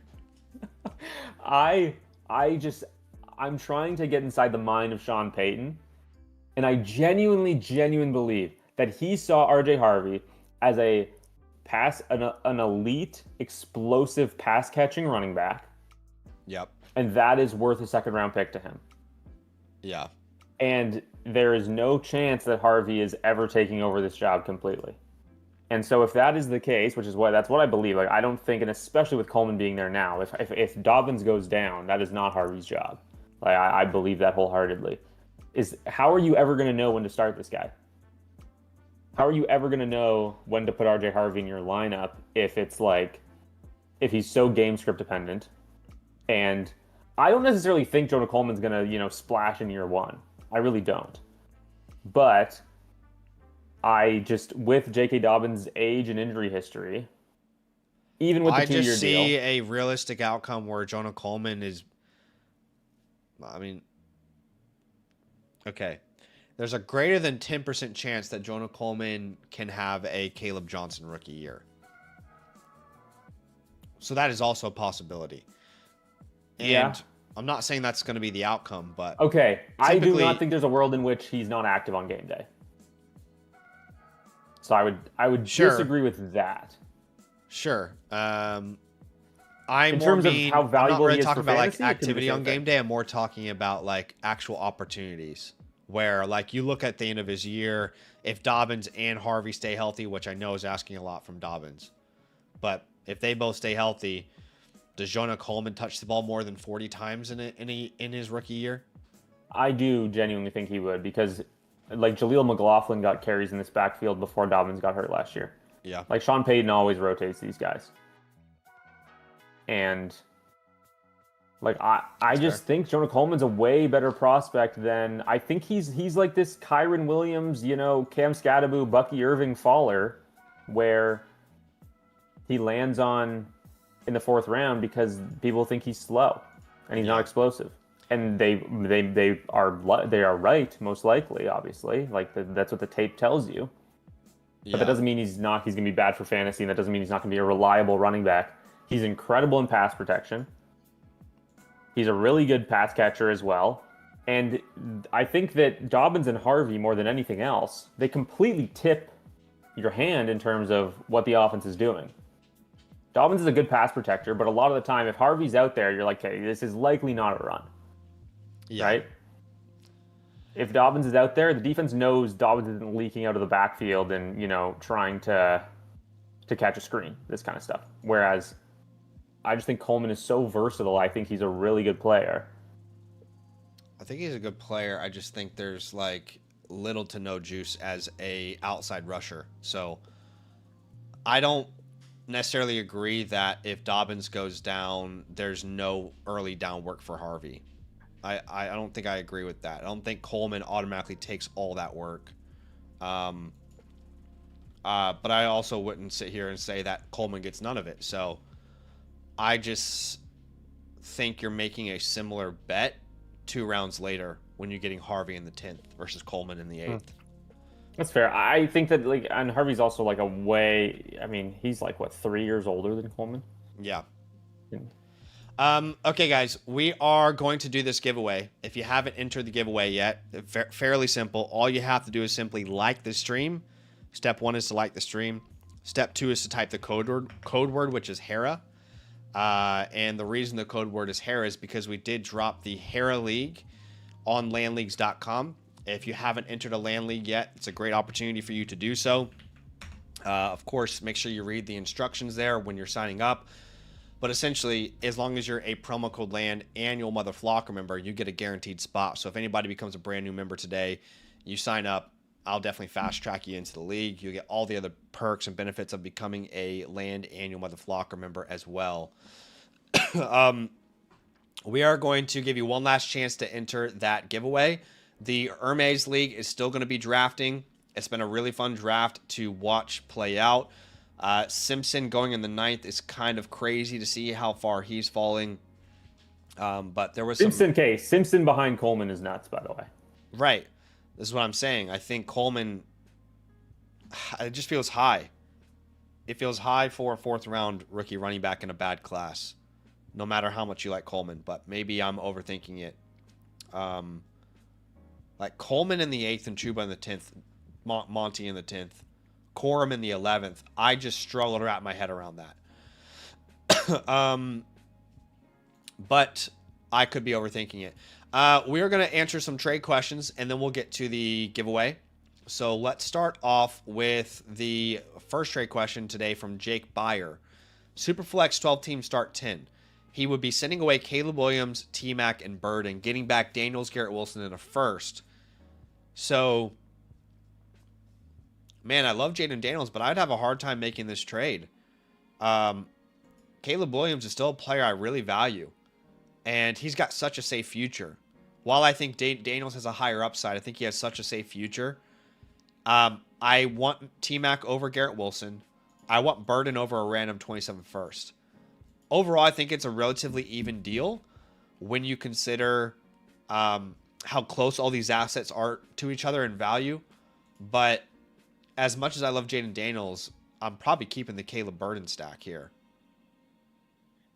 Yeah, I can't. I mean, I have Caleb and Jaden a lot closer than you do. I'm curious to know where that first is, but largely, like, I think I'd rather get the 2 young studs over Garrett Wilson. Yeah, I'm taking the Caleb side here pretty easily, yeah. I think. These are 3 guys who could ascend into, like, untouchable territories, you know, this year. So I was honestly, like, surprised by how bullish I am on Tetero McMillan in the projections. Ooh, which weren't you like a sell T-Mac guy earlier? Yeah, I was, and I think, and like I'm still worried about it. Yeah. Because I am worried about the passing volume. There's just like, what am I gonna do? Give Jalen Coker 20% of the targets? Like there just isn't. Yeah. It's almost a JSN situation. Yeah. Hopefully that's helpful, Jake. It's not a crazy trade from a value perspective. I just prefer it's not really X and O's. It's a Jimmy and Joe's response. Addy 1988, Superflex start 10, sending away Achane, Monty, and Evans, getting back Chase Brown, Tate, and DJ Moore. Apologize. I will answer the super chat. I just completely forgot. I'm always looking at the Flock site. But I will get to the super chat after this one. Okay, interesting. I feel like, wow, Achane to Chase Brown. I think you'll love this trade this year. I just don't know long term. I think I'm probably taking the Tate side. I just look at it like you're going Achane down to Tate, right? If we don't look at it positionally, right? You're going Achane down to Tate. And then the price you get for doing that downgrade, you're getting Chase Brown and DJ Moore instead of Monty and Mike Evans. Yeah, that's a good way to look at it. Also, thinking about like the 102 versus Achane, you prefer Achane? Of course, obviously, yeah, I do, but it's not miles off. Would you move down from the 102, or would you move off of Achane to the 102 if it meant you made those upgrades from Monty to Chase, from Evans to DJ? And I think I would. So I think that's a fair way to look at it. The way that you absolutely steal this is if Chase Brown signs long-term in Cincinnati, which we don't really know. The second he does that, by the way, top 10 Dynasty he's like back. Ken Walker, James Cook tier. Yeah. Easily. Okay, that super chat was from Big Dusty. He said, what's good? 12-team Superflex, start 11, 6-point passing touchdown. He would give Nix, Marvin, and a first for Allen. Has the best team in the league and depth at all positions. give Knicks, Wow, Marvin, I and a mean, first for Allen. Superflex league, that's not an unfair price, to be honest. it's hefty for sure. Like this is, would you say Marv is worth a first right now still? Yeah. Close at least, right? Knicks is worth what, 2 firsts? Yeah, so you're paying that Or for 1.5? I think you'd You're have paying to like pay 4 to 4. get Allen, yeah. Which I don't know if I want to do. I would rather go the route where you're sending like I don't think Knicks and or Marvin and a first for Jaden Daniels, Knicks and Marvin for Jaden Daniels. Like, I'd rather go that direction than pay all this. But the reason I'm okay to do it is because he's saying he's the best team in the league, depth everywhere, you know. Yeah. But yeah, obviously, I could on see, the flock yeah. side, I can't. I could actually see it if you had linked your team. But this is why, the don't- flock side's better than super chats. But And Marv is like your wide receiver 4. I'm curious what the depth behind that is because you have to start at least 3 with 3 flexes in this league. So if Marv is your wide receiver 4, I don't know if that makes me want to do this more. Look, if Lamar Jackson costs Knicks and Marvin, or Yeah, I Jaden want to do that Daniels 100%. costs Knicks and Marvin, I would do it. But if your wide receiver 5 and 6 right now, after Marv, is Keenan and Jalen Royals, then that's an issue. But if it's DJ Moore and exactly. Alec Pearson, you're probably fine. And that's why the flock site is really good for these trade questions. And I want to respond to Ian, who just said and asked in the chat if he can submit a trade question, but we just spitball 2 or 3 ideas for his team instead of reviewing one. You have to put a trade in. Yeah. But we can absolutely, Zach can What play a lot around of with it people and do look at is different iterations. They'll put the player that they're either looking to acquire or sell, right? So like if it's on your team, then you would put like selling, and then they would leave the other side empty. A lot of people do that, but sure. Yeah. Man. Big Dusty also with a quick follow-up saying that his wide receivers are Amon-Ra, London, Olave, Devontae, Garrett or Michael Wilson. Marvin, so I mean he's fine. Travis Hunter. So it's like you're 5 deep. Yeah. He has Gibbs, Genty, Judkins, Brees Hall, and Tootin. I think that like your depth is good, but this is more a value thing for me. Like I look at that like on the teams that I have Allen, I don't think I could get that price. Would you sell Allen for less than that? I'd find it hard to sell him for less than that. I would, but I don't think anybody's paying that much, is what I'm saying. Like, it feels like it's so hard to sell these studs, right? Let's be honest. It would be really hard to sell Knicks for 2 first-round picks. So he's really like 1 to 2 firsts. He's probably like 1.5, I would say, if you're just talking purely futures. It also like in this, if you talk about like this class plus a first, you know what I mean? It's different. Yeah. But if you're talking purely futures, he's probably 1.5. But even then, that'd be what, 3.5 first for Allen, which I guess is better. I think just with the context, I don't mind it. But again, I would rather go and try and get a Lamar and a Daniels if it's cheaper than, that I'm would with be that. the ideal. I'm with that for sure. Ideal direction. Okay, Jay Jutter. Superflex 10-team start 10. Sending away Walker for Judkins. No, thank you. Why? No reason to do this. No, even if you're a rebuilder, which Walker every day of the week. It looks like you have May, Shuck, Harvin, Dobbins. So it's not a terrible team. I mean, I wouldn't consider you like you're probably not a favorite in your league, but yeah, I think you're missing like a first and second round pick swap at minimum where you get the first.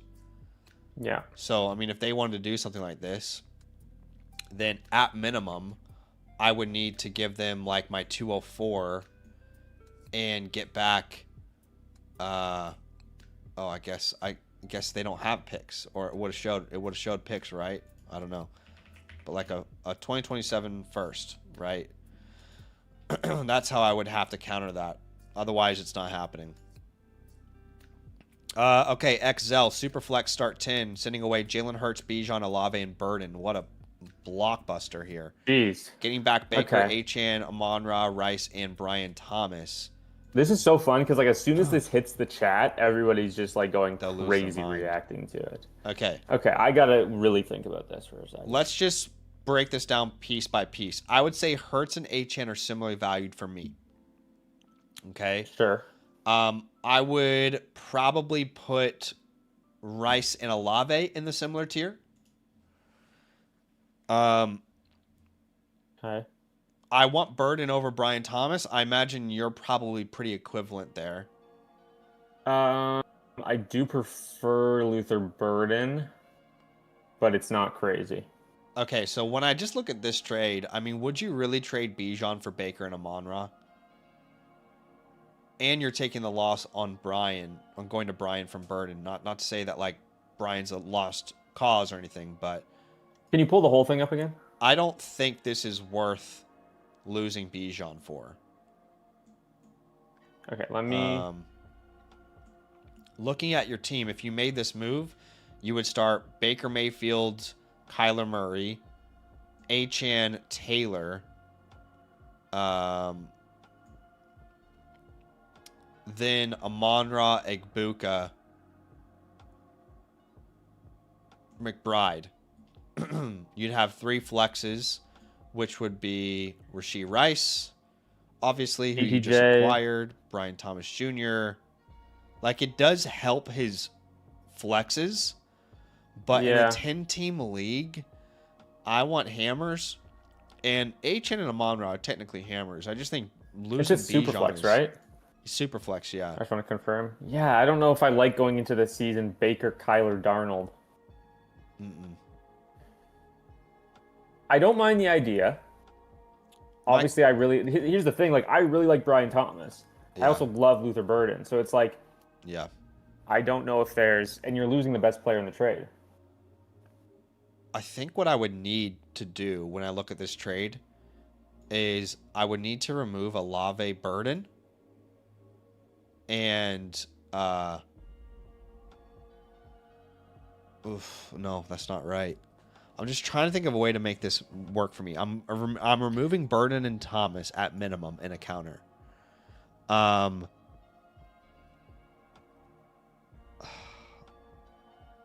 Can I get rid of Olave and Rice and I just get BTJ?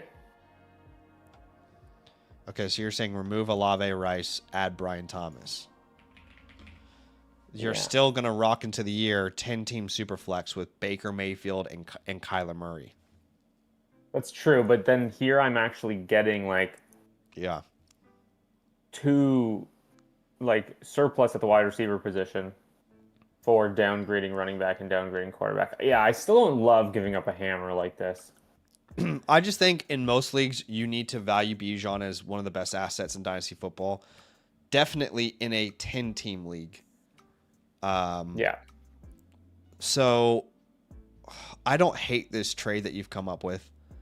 What I might add on top of it, and they're probably going to say no, but that's fine. Like, you need to value him, Bijan, a certain way, is I want Javonte back. I'll give you Monty. If that's possible, I think there's enough here to make sense of it. If it's not, then I'm just going to keep Bijan. That was a big one. Lord of the Foz would send away Neighbors for a Dunze in the 103. 12 team, start 10. I do like a Dunze. Let's call this a Dunze and Jordan Tyson.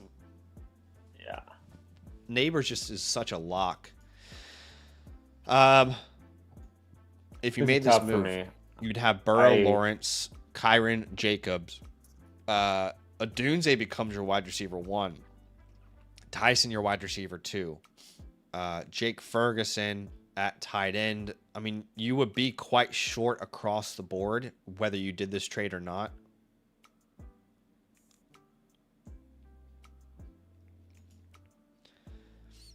This isn't an unfair I don't want to do this. But I don't believe enough in a Dunze to do this. I agree with you. I don't think it's an unfair price. I just think you're giving up such a solid asset for 2 hopes. Yeah. I think my counter would be like including Michael Wilson and grabbing their 27 first or something. You know what I mean? Yeah, I like that better. That's a counter that makes sense to me. Jeb, The first are the 102 and the 6. I'd have the 101 to the 104, 106, 19, 110. Oh, geez. Okay, so we would send away Price and Neighbors to get back Concepcion. It's kind of a similar Also, Zach, trade that we just did. Jeb said that he had a comment earlier that I saw. He said, when you get to my trade question, I sent a follow-up message.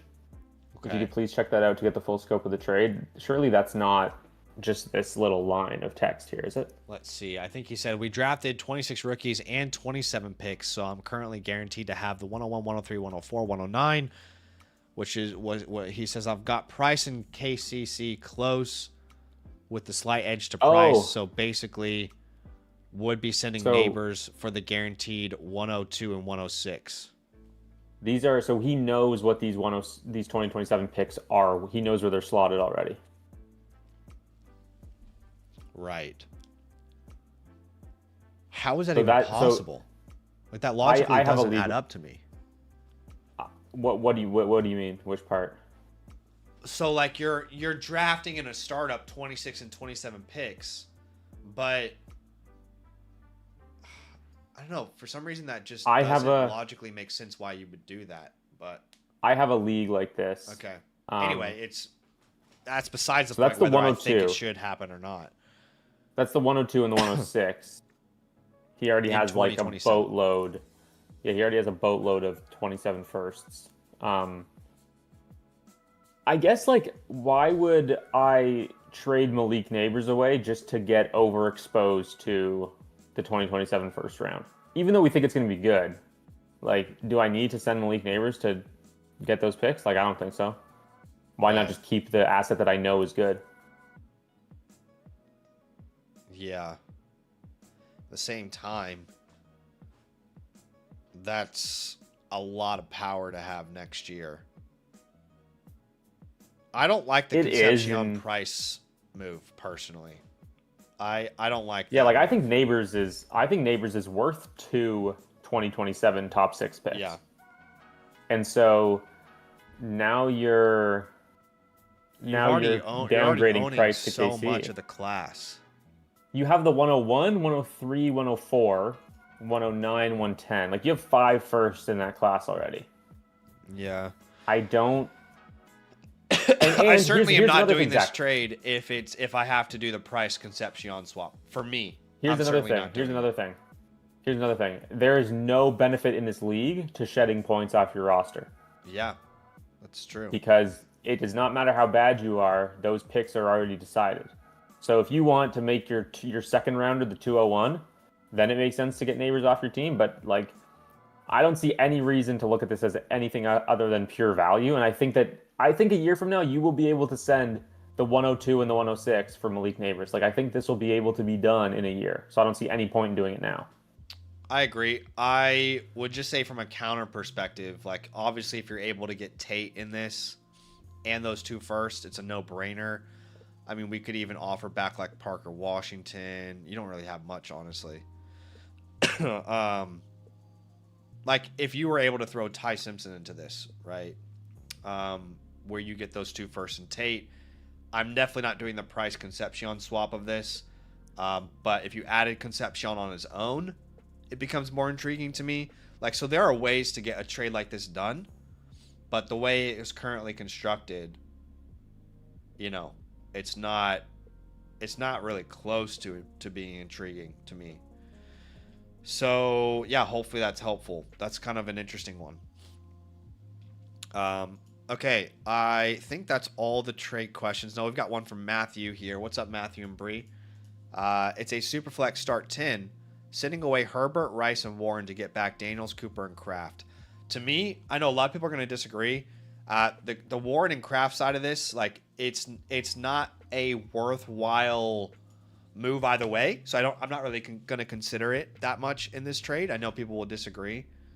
So the question is really like Herbert, Rice, or Daniels, Cooper. For me. Do you have any strong opinions though? Funnily enough, like I think this is pretty close. Yeah. Like Rice is just such an upgrade over Cooper. and I do have some like I am excited about Herbert in this offense. Like, funnily enough, I mean, you disregarded the tight ends. I think getting Warren over Kraft, as marginal of an upgrade that is, I think that does kind of sway it for me. Yeah, I just couldn't even guarantee that Warren outscores Kraft in the next 2 years. It's a possibility. I wouldn't put any serious money on it.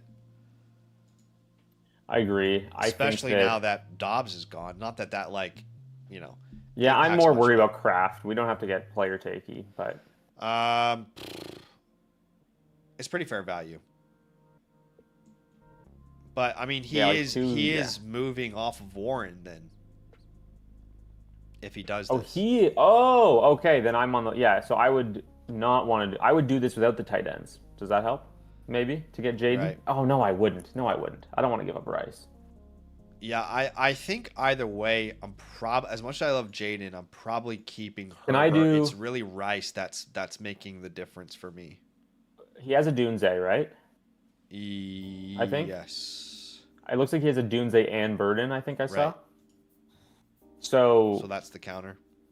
could I do a Dunze instead of Rice? And maybe even try and remove the tight ends first as well. Yeah, that's another option there. Hopefully that's helpful, Matthew. Let me know if Bree is there hanging out. What are you guys up to tonight? Is it some ice cream? a night Any in? ice cream tonight? Did Bree get some ice cream? I want to know all the details. Okay, let's go ahead and do this giveaway. Again, all you had to do to enter was simply like the stream and type our code word today, which was HERA, HERA. Again, guys, the reason why that's a code word is because we released a brand new league on landleagues.com, the HERA League, which will be drafting this time next week. You can enter that league if you follow the steps here. All brand new members get a guaranteed spot. And let's go ahead and let's do this giveaway. We have 54 eligible entries, and we're going to give away 3 trade question vouchers. So good luck to all, and to all good luck. Let's go ahead and spin this bad boy. 3 trade question vouchers up for grabs. And our winner number 1 for today, I should say, is Danik. Hey, what's up, Danik? DM me, brother.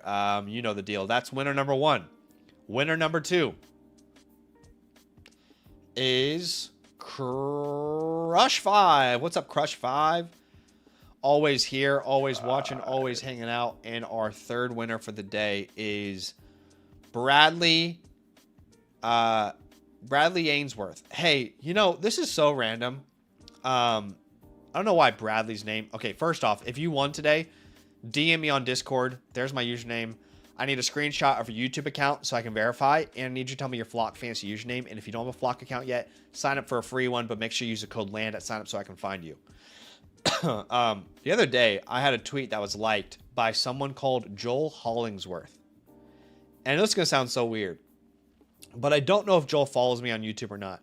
Joel was one of my, as a child growing up, I'm saying under the age of 10, one of my closest friends growing up. And I haven't seen him in person since I was honestly probably 8, 9 years old. So, Joel, if you are watching my content, liked one of your tweets, please DM me somewhere where I can just say what's up, because I think that would be really cool to see how life is treating you, my friend. That's very funny. He just randomly saw a tweet of yours and liked it. I was like, dang, is that like Joel who I grew up with? Anyway, gonna jump into some playbooks. Go ahead. Sorry. Did you see my Elijah Surratt propaganda that got some buzz? No. Actually, I did see something that you tweeted went viral. Yeah. Well, yeah. like Dynasty viral. The most nothing tweet ever, too. Oh, yes, I liked it. The prophecy, yes. Yes. I don't know if you saw the this little piece from ESPN where the Browns and the Cowboys were trading. Like, watching that awesome. got me so... dude, I love what I'm doing right now with you guys, but if by chance any NFL team ever gave me a job to be in the room and contribute at all to the offensive side of the ball, I would leave in a heartbeat to be a part of a moment like this. Hopefully no one takes that with disrespect. It's just like, no, but man. It is really, it's so they did a really good job filming it all. Like, I even saw there was that, but there was also the trade down. There was one, the Chiefs trade up to the Browns pick. That was filmed as well. Right. That was really cool. And they saw, like, it was Andrew Barry saying, like, we like Jordan Tyson, we like Spencer Fano, and we like Francis Mauigoa. We want one of those three guys, and we know that one of them's going to be there at 9 overall. And they were So, reacting damn, to his so they- tweet or something? Is that what you're saying, or am I misunderstanding? No, I think I didn't. I wasn't talking about a tweet. Oh, I was just saying that the show, like, it's not a show. I guess it's like a little mini series that they did where they filmed in these rooms. yeah.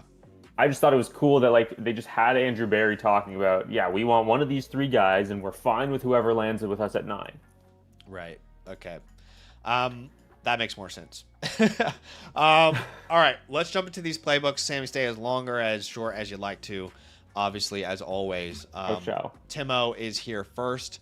It's a super flex 12-team start 11. So this is a big boy lineup. Okay. This is no joke. Rolling deep, a lot of depth to consider here, and a tight end premium. So this is a startup with draft picks drafted. I traded 27 first for what I thought would be London, but he went to the only pick before mine, so I selected Hampton. Honestly, I'm fine with that. That's fine. He traded his first and he got Hampton? Yeah, and you remember the last startup draft I was in, people wouldn't even give me a 6th-round pick for my first. He says, I need another tight end and a third quarterback. Would love to trade into the 3rd round for Washington to handcuff Genty. I don't think you need to do that. Like, I don't imagine Mike Washington, even if Genty goes down, is like the startable asset that a Genty is. But let's have a look at your team. You're currently ranked 7th. No picks in 2026. And, oof. Sorry, never a nice way to start your review when I look at your team and go, oof. I just think start 11, I thought there would be more here. Why don't you walk us through this roster? Yes, absolutely. So we're starting 2 quarterbacks. It's going to be Bo Nix and Jared Goff. 2 running backs, Ashton Genty, Amarian Hampton, Garrett Wilson, Jordan Addison. Trey McBride is our tight end. And then we need to flex 4 more names. So that's going to be Cam Scattaboo. This is the problem. DK Metcalf, Xavier Worthy, Tyrone Tracy, or Jalen Coker. Yeah, not ideal there. It's hard to build a start 11 out of a startup where you feel really good about all the flex spots, but yeah, that's still. I mean, Zach, we've had teams in here that are like 8-team start 7. Yeah. Whereas this is 132 starters. Yeah. Which is a lot. As far as players that you can drop, look, you certainly don't have to, but names that come to mind for me, Riley Leonard. I know. Look. Oh yeah. I just don't. Whatever. Even if he starts, I don't think it matters. I could be an idiot there. Sorry if I am. I would also say Taj Brooks, just because Samaje Perine. I'm not sorry if I'm an idiot. You know what? I warned you I could be an idiot. Noah Fant. I apologize for being stupid. On the waiver wire, Marlon Klein has got to be picked up over Noah Fant, bro. Second Second round tight end. Marlon Klein. I would also say Seth McGowan. Is McGowan on my roster? I'll drop Noah Fant. You like that? That is atrocious. Okay. Look. Unfortunately, you've put yourself in a Windows open pathway here. I say unfortunately because I don't think your team is good enough to have lost its 1st-round pick. Just going to keep it a buck with you. But now that you don't have your first, you also don't have your own second. You need to do everything you can to compete. You probably know that, but the depth is just... Honestly, the depth is shocking for losing your own first. What does... can you push it into contender mode? Yes. So contender mode puts him 10th. Ooh. Now, I think this is a difficult position to be in. At least you have your 28 picks. If I'm going to keep it real with you, I think we're probably... Look, like... McBride, Genty, Hampton, Nix, Goff, Scattaboo. I'm probably leaning like a C. C flat is where I think I stand. But obviously, I struggle to see the path. But he's already lost his first. He's got to compete. Which is why yeah, exactly. Which, like, I love the value he got, right. but I'm just looking at this. I want to try and parse through what the picks were, because obviously it's Genty McBride. Then I guess Bo Nix in the third, Garrett Wilson in the fourth. Trade your first for Hampton. I'm just wondering if what he's not including is that he traded other startup picks with his first for Hampton, because that's definitely what it was. That would make sense as to why there's such a lack of depth. When there's a gap when you're making moves like that to start 11, that's going to be tough to build out a roster with. I don't see how you keep McBride and compete. Like, that's what I was gonna say. I think you have to tear down from Trey. First place I went. If not Trey Ashton, and I hate to do it, but those are the two guys. I'd much rather do Trey. I'd much rather do the guy coming off like an insane elite upside, 5% outcome season. So first name I would like to tear down to is Colson Loveland, which might be hard, but we might have to do multiple tear downs here. So a Loveland Olave is a no-brainer. Don't know if that's possible though. I don't like me personally. I would do Loveland JMO.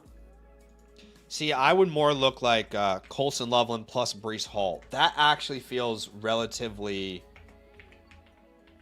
And here's the thing, Zach. Like, there's going to be a lot of, we've gone through a ton of these. I've been on for a ton of these team reviews and just seeing the ideas for trades and stuff like that, and being in leagues and seeing what can get done. Trey McBride is not an asset that is very difficult to sell. Yeah. People want Trey McBride. People want an elite tight end. So I do genuinely think that Loveland Breece could get done. If you're going to go Loveland Jameson, I need Malik Willis as well in the deal at minimum. Okay. I would actually rather you do something where you get a 27 first and send like multiple seconds if you have them. You don't have seconds, do you? But like DK Metcalf, and then what we can do with that first is far more effective as we're contending right now than what we can do with DK Metcalf. Does that make sense? Yeah, I'm really low on Metcalf. Yeah. Okay. Outside of McBride, look, Warren is not worst case scenario, but I think you need lower expectations for him in year one. How does a trade doesn't exist here with you guys though? There's just no trade that exists. You're not. One other thing, Zach, I think that could be possible here is, can we do like can we kind of try and platoon the tight end position through like veterans that we think will have some production, and instead like trade Trey McBride for two assets at running back and wide receiver plus an old tight end. So you're thinking like a Kraft? Oh, you old. Lower than Kraft. So Mark Andrews or something. What about Kittle Okonkwo as a George Kittle plus Chig Okonkwo? Yeah, and has Fannin, which is tough, but right. I like the idea. Hard to imagine him right, but I'm saying like if we added a Burden, how do we even get there? Luther Burden. I don't think this is the team for it. This team has no depth. Yeah. What about like even like a Kyle Pitts? Okay, Pitts is not a bad idea. Just seeing who, because I want to get a tight end back because I'm not comfortable with Stowers. How about Pitts, Rice? What do you think about that? I mean, maybe we could add something on top. Pitts Rice is probably pretty close, honestly. Yeah, maybe you could get Rachaad White thrown in. Or do or like a flyer on Ricky or Matthew Golden. Wait, where's our team again? We're so 7th. Could you do like a Knicks? I was gonna say Knicks Hurt swap or something, but I'm not sure that moves the needle enough. Sorry, what did you say?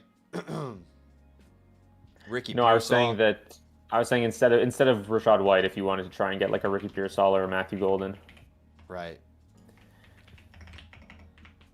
I don't mind taking a shot there. And I think this is realistic, honestly, because he sees himself upgrading at tight end, and all he has to pay to do it is, transfer those points from wide receiver plus send like a upside shot. Yeah. I'd love to I'd love to go from DK to Mackay. That would be really That's the intriguing, dream, probably. right? Like if you could maximize this entirely, might not be possible.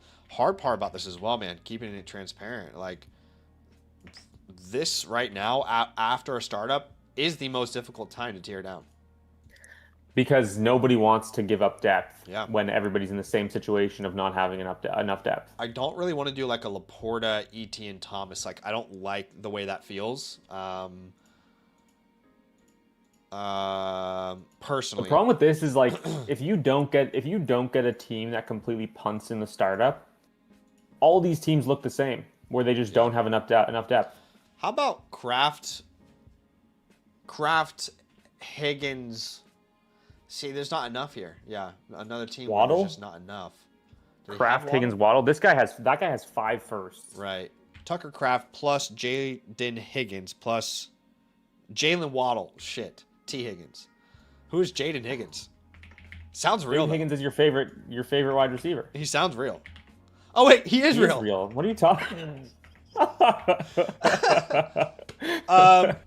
Wow, Look, you forgot about him. I did. In a start 11. That's how bad he was as a rookie. This isn't crazy because your lineup is going to drastically improve straight away, and you put yourself in this corner, man.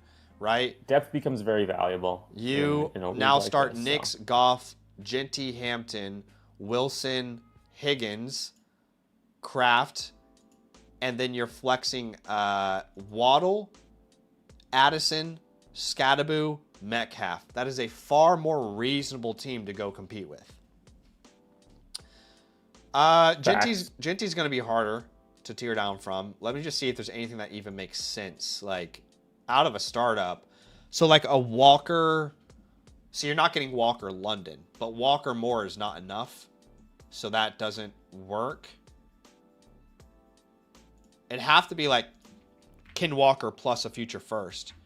And then you use that future first to go compete right now. You know? And even then, I'm not like obsessed with this idea. If you can get Ken Walker in London, do it, but it's not going to happen. Saquon, Tyson, like that doesn't help you right now. Javonte T-Mac, Javonte T-Mac is fine, actually. Javonte Williams plus Tet McMillan. What do you think about that? Yeah, I think that's probably the right value. And that would let you maybe keep McBride? You could even do 2 of these, honestly. Like I don't do 2 hate of them. Fair. just getting some depth, trying to win in year 1, and figuring it out after. Breece Hall plus Chris Olave. Heck yeah, I like that. Anyway, those are some ideas. I think McBride is probably going to be the more realistic player to move here. But hopefully that's helpful, Tim. Appreciate you submitting a playbook, becoming an annual Mother Flock. Remember, with the code LAND, we love people who come back and support the show and decide they want to keep doing it. So I appreciate you big time, my dude. We had a trade come through from Boom Roasted. Superflex 10 team, but it's a start 12, so depth is very important here. He would send away Judkins and McMillan. I'm not going to even talk about those thirds for Cook, Lemon, Waddle. Big upgrade from Judkins to Cook. And then from McMillan, you go to Mackay and Waddle, which is not a terrible move. Considering it's a start 12, I don't mind this. Start 9, I'm not doing it. Start 12, I think I'm okay with this. 12, yeah, wow. Yeah, I'm good with it too. I really like Jalen Waddle this year. And if there's a counter out there, honestly, I think you'd find it. I would find it hard to ask for more than this. You know, could you move from like a Wandale to a McConkey That's probably asking too much. I think this is actually quite a fair, reasonable trade. Okay. We've got Frankie Briz next. Frankie Briz, let me know if you're in the chat, my friend. Appreciate you becoming a member and getting a team playbook with me. We've also got Rubber Bucky as your team name. And this is that's what you should have done. See, Zach, if you had come out with a rubber duck on your head instead of a Batman mask, you might have won the Flock League. Next year, strictly business. Strictly business. No more entertaining the masses, okay? People were entertained by me last year. But I gotta take myself seriously, thing. Okay? They were entertained that you took Bucky Irving over Devon H. They were entertained by my idiocracy. Okay. 8-team league here. 8-team league in a start 10. This is a very small format. Really, depth is not that important. Rubber Ducky does rank first, which is a great sign. You're second at quarterback, third at running back, second at receiver, and third at tight end. Looks like we have a good team here. Really enjoy your content, he says. Thanks, man. He says, hoping you can look at the build of my Dynasty team and consider I have picks 102, 103, 108 in the upcoming draft. In fairly good shape. My main dilemma is whether to go Tyson or Lemon at the 103. Intel says Tate will be the first receiver off the board. Okay, well, it looks like you've already made these picks, and I don't see either of them. Huh. I wonder what's happened with the sleeper with the sleeper linking here. Right, because I thought it only happened when you submit. Wait, but he's Jacoby Lane. He has Jacoby Lane. Yeah, there's rookies on this team. So did he? How old is this? This is 3 days ago. 3 days ago. He might have already. He traded all 3 picks, right? That's what I was thinking. Oh, he has Jeremiah Love, Zach. Could he have traded up? Oh, he moved up.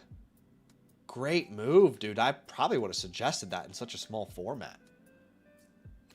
Let me just make sure. You know what, Zach? Okay, Zach, let me try something. Do you get the league ID from him?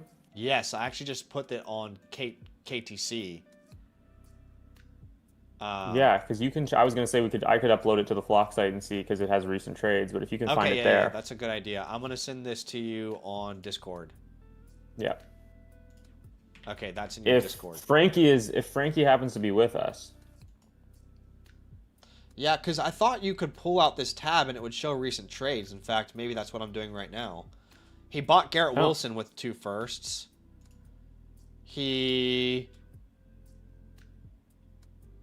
So there's a 3-teamer. Oh my god. I mean, so he bought Bashal Toot and ended up sending him for, oh my god, this lead, he has been active. He really has. He has been active. So he's made a ton of moves. But what we'll do now is we'll basically look at his team currently constructed and give him feedback. I think that's the best way to operate here. Yeah.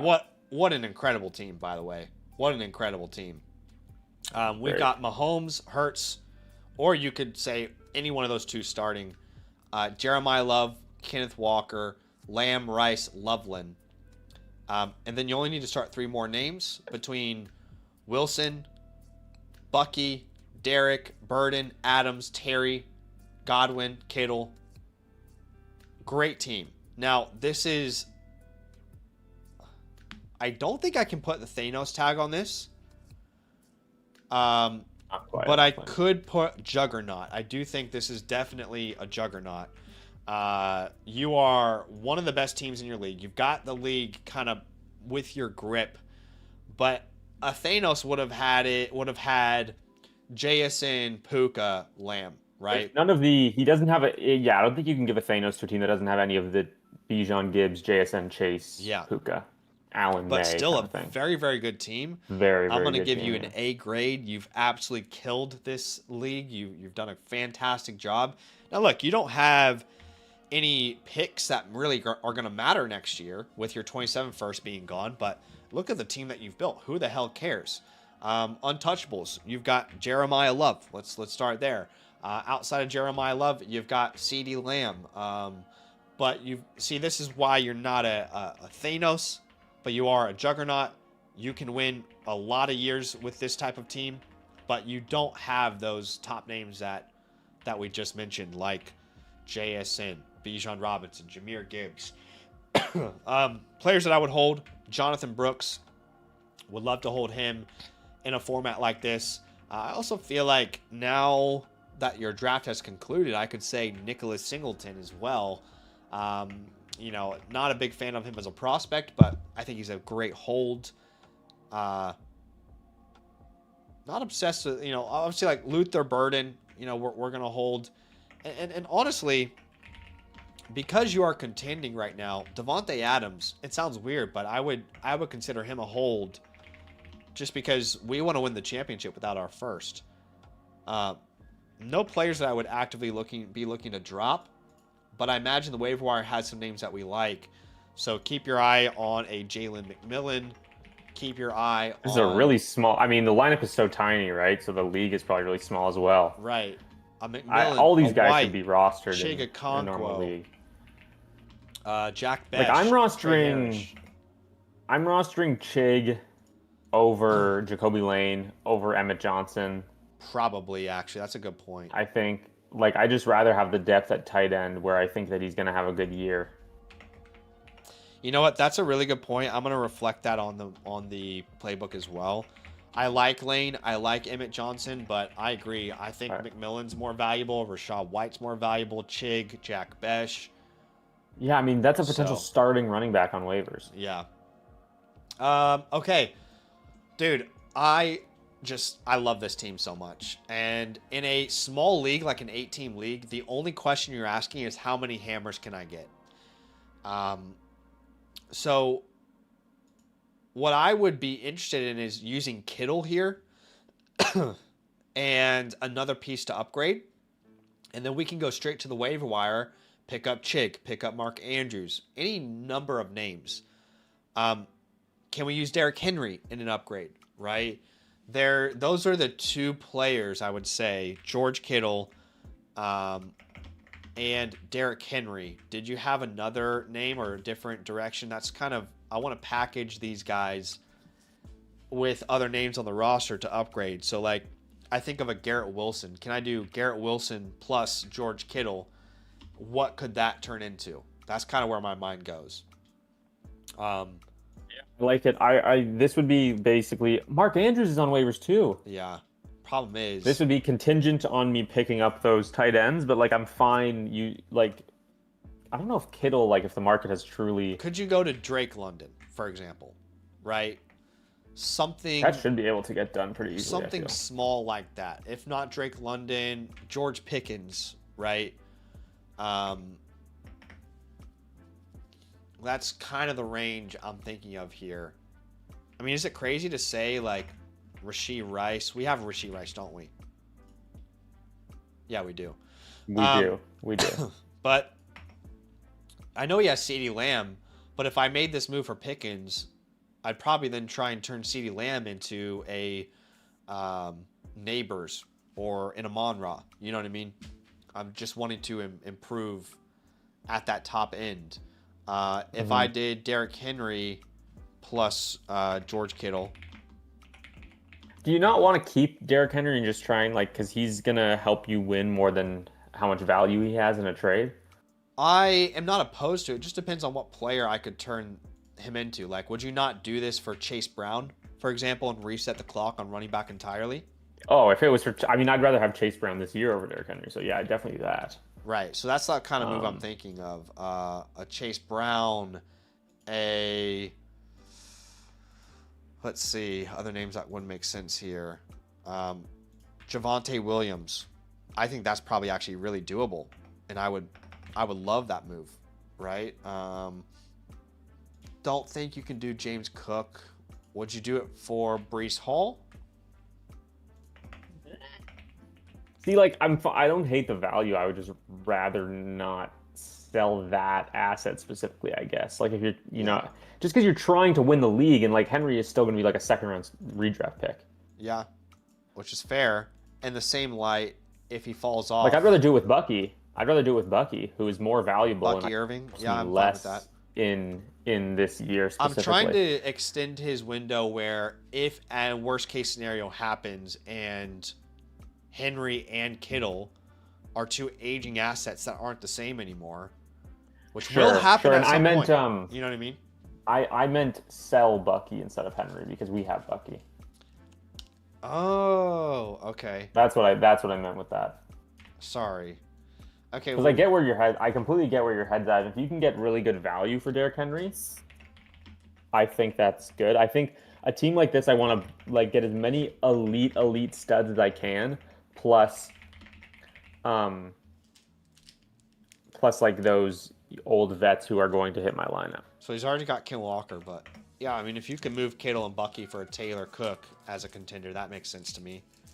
I'm not making a move for another running back though.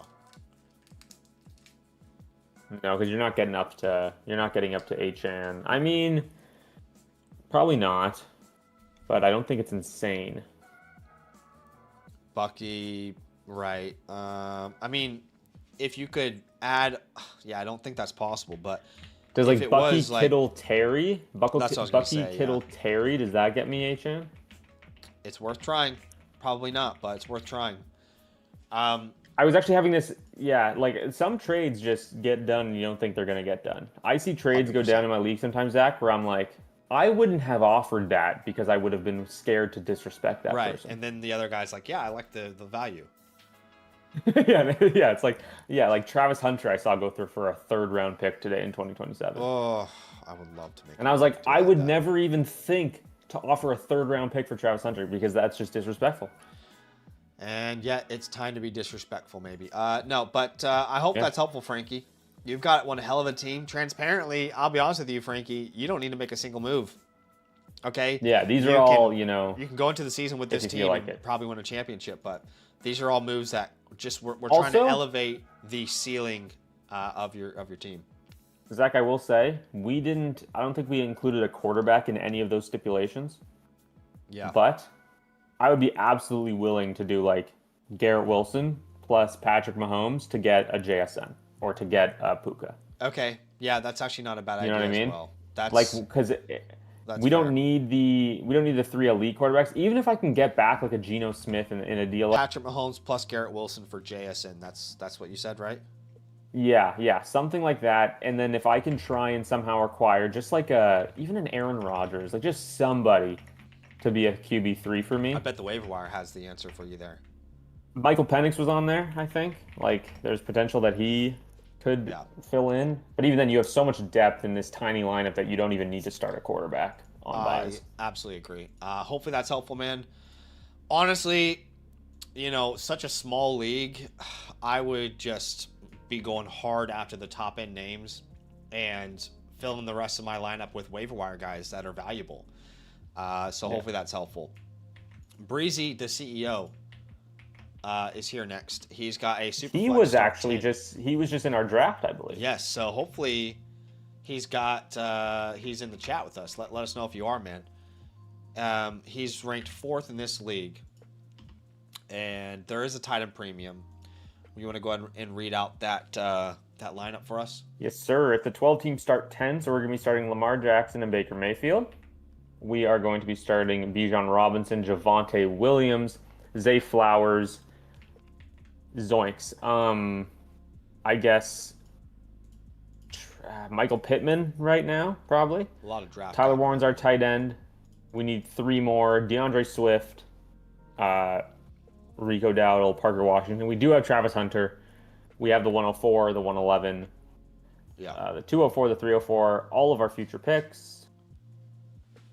Yeah, it's all right. It's an interesting lineup because it's hard to really look at a team with Lamar, Bijan, Javonte, Baker, and not tell you to compete. But clearly you have some deficiencies with your depth and quality starters.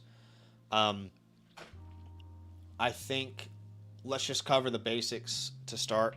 Lamar Jackson, Bijan Robinson are your untouchables. However, I could be convinced to tear off of Lamar if the right offer was there. Players that I would like to hold. Jack Besh instantly comes to mind. Can't wait to see what he could be in the NFL. Jordan James. Yeah. comes to mind for me. DK, I'm not really high on anymore. I wouldn't really include him in a list like this. Travis Hunter, for sure, not worth selling. You just heard someone sold him for a third. And then that final spot, Rico Dowdle, just curious to see if he gets any preferential treatment with his old head coach there. Players that you can drop.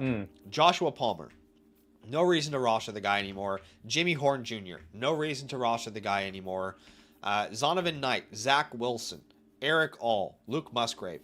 And I imagine... Damn, I thought Eric All was going to be cool, man. I thought so, too. Before he injured his ACL. Yeah, again, like, Rick. Ooh, maybe.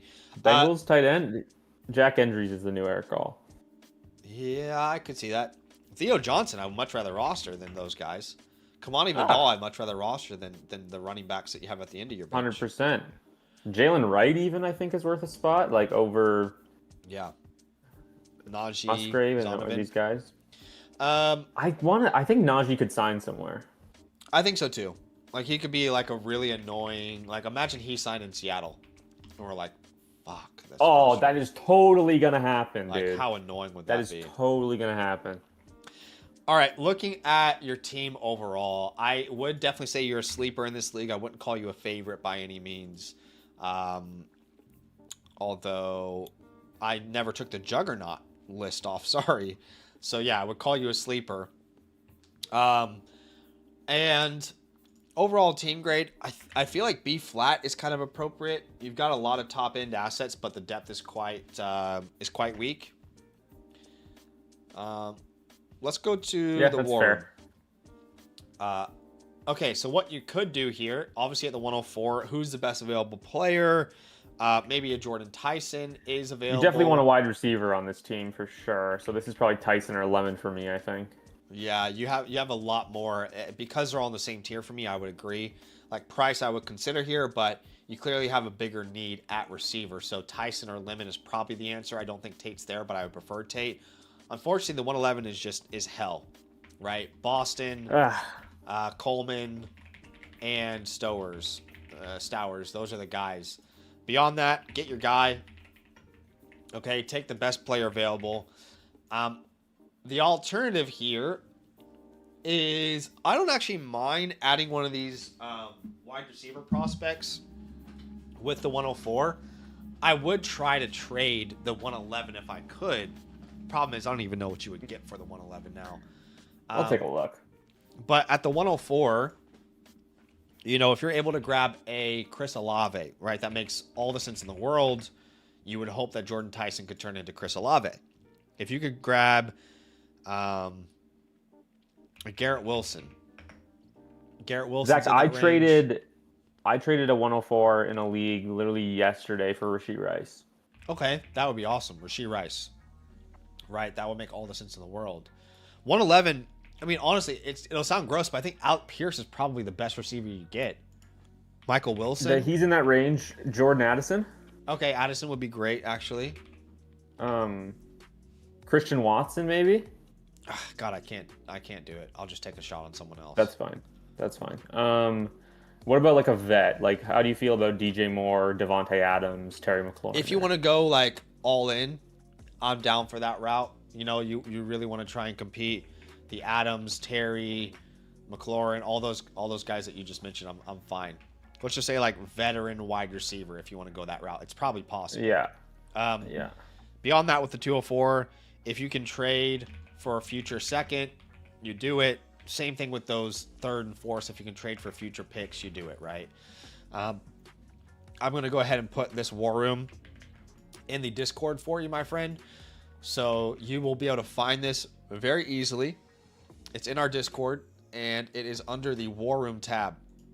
Anytime you get a team review, if you've got an upcoming draft, I'll have a look at your picks and come up with a game plan for you to be posted there. So with that in mind, let's jump to the chalkboard. I would say, like, if you are not going to go all in this year, then, man, I don't think punting is an option here. Like, no, I don't think so. Just because, like, there's so many assets I don't want to own on a punt. and I just feel like it's like a chore to sell all of them. Yeah. Like I would Well, rather I feel like just you have to tear down from Lamar to compete.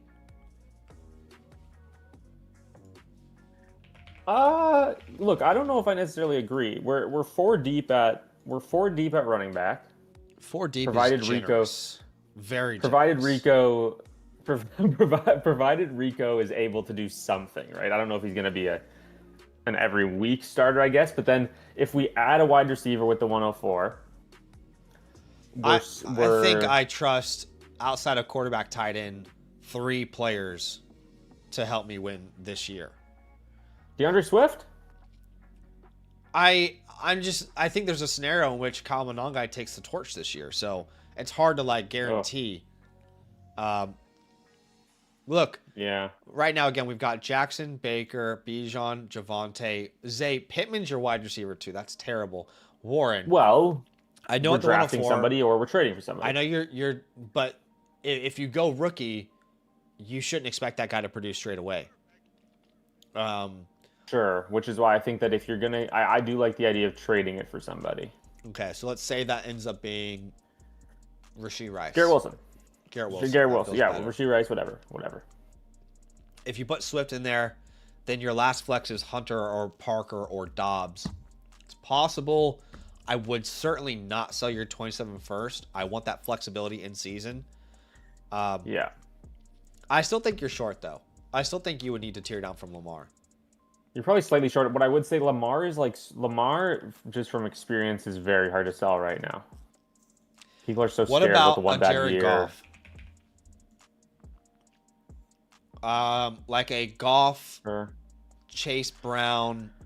That's probably not enough, but Does this guy want Lamar with Burrow Dart? probably not. Okay. Who could make sense? Well, the Brock Purdy owner would make a lot of sense. He's got a top-end team. Would you do Brock Purdy and George Pickens? Yes. Brock Purdy plus George Pickens. I mean, that's pretty fair. I like that. I don't think you can get Justin Jefferson, but No, that'd probably be like straight up, honestly. yeah. I don't think you can net anything else unless you just ask for like. Do you think you can do an Achane Swift swap in there? Maybe. Oof. When I say Achane, I mean Maybe. Travis Etienne. Okay. Oh, yes. It's technically his name, but We got to figure this out. I think, cause Zach, I was listening to a podcast today and they talked about this. I think it's like Etienne. Etienne. It's like the T turns into a CH with that French sound, sort so of. complicated. Why don't we just say? I think we just have to say Travis Etienne or whatever. Like we have to say Travis first. We can't assume. Etienne makes me sound stuck up, like I'm trying to like sound smarter than everybody else. Why don't Just we a just personal call thing. Devon? By the way- let's hit up Devon Achane and call him Achane. That Oh, way, if he can only Achane be makes sense. and then yeah. By the way, I think we would both do Trevor Lawrence instead of Purdy. Yeah. If that guy would rather give up Trevor, by the way. I'd agree with that. How about Knicks? I don't think Knicks London is possible. That's probably asking too much. Would you do Knicks Taylor? Bo Nix plus Jonathan Taylor? Yeah. Yeah. Don't sound too excited about it. Well, I'm just, you know how we feel a way about JT. Yeah. He's still good. It's just, Yeah. Dak would be great, but I mean, I just don't see a realistic 2 options there. Kyler's too far down. Jalen Hurts. Like a Jalen. Like I would do Saquon. Hurts J-Mo. I would do Hurts J-Mo. Jalen Hurts plus Jamison Williams. Yeah. It's not the Maybe worst you get a little trade. bit more for the value. But like genuinely, I think that's a very good move to make. Pollard? Can I get J-Mo Hurts Pollard? If I did that, I would need Derrick Henry, and I would send you Rico Dowdle. I think I would have to be a little more drastic there. Sorry, what was the last one you said? I was gonna say that trade, but without the running backs, without the swap, just give me Pollard as another guy who's gonna start. Right. Okay. So just Wait. Hurts JMO Pollard for Lamar. Yeah. Good deal. Right. I get you. Yeah. The alternative here, and this is the direction we've taken it, and I think you're here with us if this is you, Breezy. The alternative here, if you don't want to go out and No, that compete- was that was somebody late for the giveaway, Zach. Oh, my bad. Well, Breezy, when you're watching this later, the alternative is if you're not looking to compete, you probably have to tear off of Lamar and Bijan. You know, But then you're like selling everybody. and then you you're might selling, have to sell Javonte, DeAndre, You're selling Baker. Swift, Javonte, it's Pittman. a little messy. So, Yeah. anyway, I hope that's helpful, man. You will get your team playbook within the next 3 to 4 business days. We are catching up from the NFL draft queue. Obviously, a lot of those will be sent out today, actually, from last week. But I appreciate you big time, man. Thanks for letting me look at the team. Shout out to him. Sammy, are you going to head off or you want to do another one? How you feeling? Don't want you to feel like you have to. No, hang perfect around. timing. I was just gonna say it's bedtime over here. Yeah, what time is it there? It's just about 10 p.m. Yes, time to hit the sack, as it were. Yes, time for some sweet dreams. I'm gonna put the stream on and just fall asleep to your voice. I love that. I think. Well, I'll give you a shout out every 30 seconds. And every 30 Are you- seconds I'll Sam, yell at the top of my lungs to are you make sure that sleeping? you're awake. Make sure you're sleeping. Sammy's going to be live on Saturday night every week. Saturday night, 8 p.m. Eastern. Yeah, and I think I'm done with the rookie content. I think I'm just gonna shift over to. I think I'll probably have maybe some wide receiver rankings or some running back rankings for Okay. Dynasty with the new rookies. Yeah, no, this is good from Tech and Kyle. Give me some bear facts while I'm falling asleep. That'd be great. Okay. You know, it's funny. I sent you that picture. I sent this in the flock chat. I found a mug in like a random airport. I was going on a vacation with the family, and I found a mug that just had bear facts on it. I was like, wow, this is awesome. It looked like Flock branded or something. Bear Facts mug. It doesn't. It Look was like like- one of these, but No, it was like chiseled into the. It was like this. Yeah. Oh no, Zach. What? Up at the top, maybe like third from the right. Third from the right, the Facebook one. This one? Yeah, that's exactly what the mug looked like. Okay, yeah, there you go. Well, then I was completely wrong about branding because that does not look Flock. I was like, this is. I was like, this is Zach. This is meant for Zach. This was made for him. But Yeah, so- we will be live again, not tomorrow, but the day after with the real rookie draft. If you want to join. Wednesday rookie draft. Yes, that is right. That is right. Yeah, appreciate you all for having me this evening and all off season. I'm having an absolute blast with this. we So love having you. It's fun to chat. let's keep it going. I think we had a lot of. Absolutely. We probably weren't as attentive to the startup today, but there was a lot of good natural conversations that.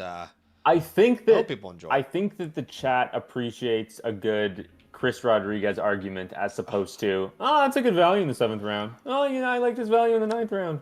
This is good. Breaking down Chris Rodriguez and his ties to Kentucky, and how many meals did they go out together with and have food. Anyway, This is why the people tune in.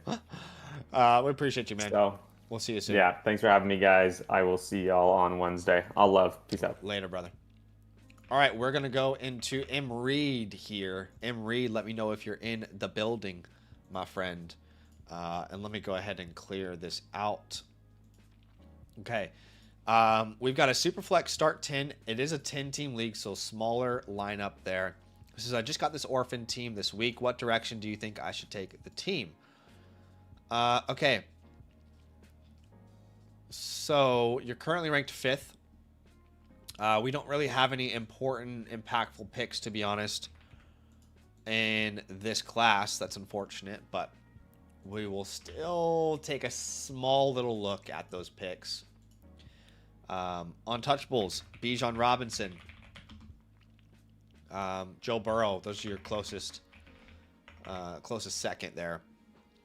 Players I want to hold on this team. Joe Mixon. I know it still sounds silly, but he could be a late signer somewhere. I don't want to miss out on like maybe a second round pick if that were to be possible. Luther Burden, I would like to hold and see what he can be in his second year. You know, Jalen Knoll is not getting enough talk, in my opinion. Tank Dell's going to be back, so that makes things a little confusing, but I think he's got a real shot to go out and make something of himself. Players that you can drop on this team. Darius Slayton, I would drop like a bad habit. Isaiah Bond, you could drop if you need more. Taysom Hill, Darnell Washington, Luke Musgrave. I'm assuming, wow. I was going to say, I'm assuming your waiver wire is worthless, but Malik Willis should definitely be rostered in this format. It's actually insane to see him on the waiver wire. Jordan James should definitely be rostered as well. Those two names I would prioritize over a lot of those guys I just told you to drop. Now, you are currently starting. Oh, by the way, sorry. It's about midday for me. It's almost noon where I am.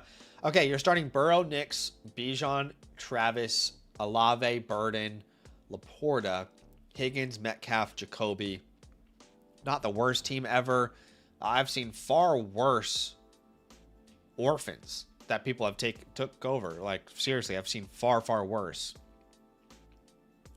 So I would say right now we're looking at probably a pretty nice like B plus kind of on that range.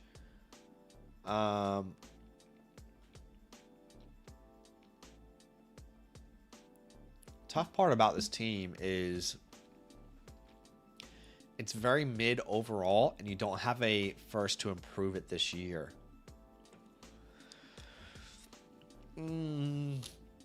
Currently a sleeper, I would say, but let's see what moves that we can make to see if we can kind of change that into more of a competitive roster. So, for example, like when I look at those draft picks that you have, get your guy right at this point of the draft. It really is an absolute open wild west. However, if you trade that pick, like, I don't even think you can get a Chris Godwin. I think that's probably shooting too high. Like the Godwins, the Suttons, I don't think that's really possible. These picks are not worth all that much. I would just say Antonio Williams would be a big consideration for me at that point of the board there at the 204 if you were to stick and pick. But Godwin and Sutton just don't feel realistic, man. Realistically, I think like Quentin Johnston. I don't know if that's like crazy to hear, but I think that's probably more realistic is like the Johnstons of the world. The Matthew Goldens of the world. Jaden Higgins, maybe if you're lucky. Right? But these are just not worth much. You can trade for future picks as well if you can get out of this class. Obviously, we'd all prefer to do that. It's not always possible. Okay, so hopefully that is helpful there with the War Room. Again, you're in a little bit of a difficult spot. I think if you wanted to compete right now, you could sell Bijan and kind of tear down and get some better depth. I would probably roll into the season with what you have, and then depending on how the year goes, make some trades depending on where I am in the league. So if I start off, 4-2, let's get a little more competitive. If I start off 2-4, what could I tear down off of Bijan for? Could I sell Joe Burrow, Travis Etienne, right? So I'm just going to say if you are out, okay, if you're out, then we can look to sell Joe Burrow, right? And ideally, we want to sell Joe Burrow for 2 to 3 future firsts, right? That's the kind of evaluation you'd have on a Joe Burrow. If you're out, then Travis Etienne, or Etienne, sorry. Can you get a mid-future first for him from someone who is out there competing at that moment? Same thing for T. Higgins.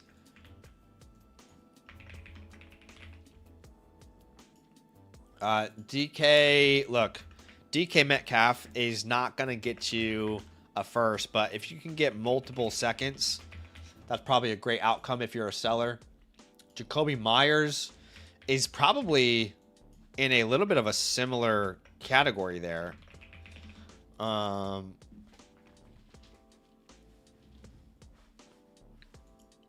So, yeah. I don't feel like you would need to sell Olave or Burden or Laporta. I would say like Sam Darnold, and Daniel Jones. Last thing I'm going to explore here is if you wanted to be a little bit more competitive in a Superflex format, you could try to move these names for some veteran flexes, right? So like I think of, let's just say Sam Darnold or Daniel Jones. In all these trades, they're interchangeable. But Derrick Henry comes to mind, right? Is someone quarterback needy. In fact, let's find these quarterback needy teams. The J.J. McCarthy owner. There's not a great fit there, unfortunately. The Tua owner. Okay, so Mike Evans, right, would make a lot of sense there. For the Tua owner who's relying them as their quarterback 3.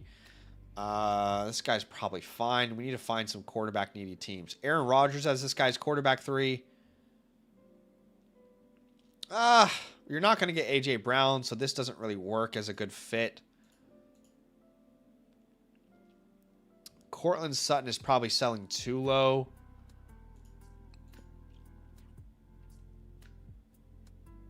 Okay, Chuba Hubbard. Okay, that's a good one there for that team. Michael Wilson is pretty close in value to those guys as well. So if you're in, those are probably the moves I'm trying to make, trying to wiggle my way into a flex with one of those quarterbacks or even both of them. They're both expendable. If you're out, then in season, these are the type of moves that you're looking to make in season. Hopefully that is helpful, my friend. Feel free, as always, like I always say, DM me on Discord if you have any questions. But you'll get your team playbook here within the next 3 to 4 business days. Thanks for letting me look at the squad. I appreciate you greatly, my friend. What's up, Penny Penny? You can send me an email at fantasylandfootball@gmail.com. I will certainly have a look at that, my friend. Okay, JFaz12. What's happening, JFaz? Team name is Brockback Mountain. Let me know if you're in the chat with me here. Brockback Mountain that's a very unique username.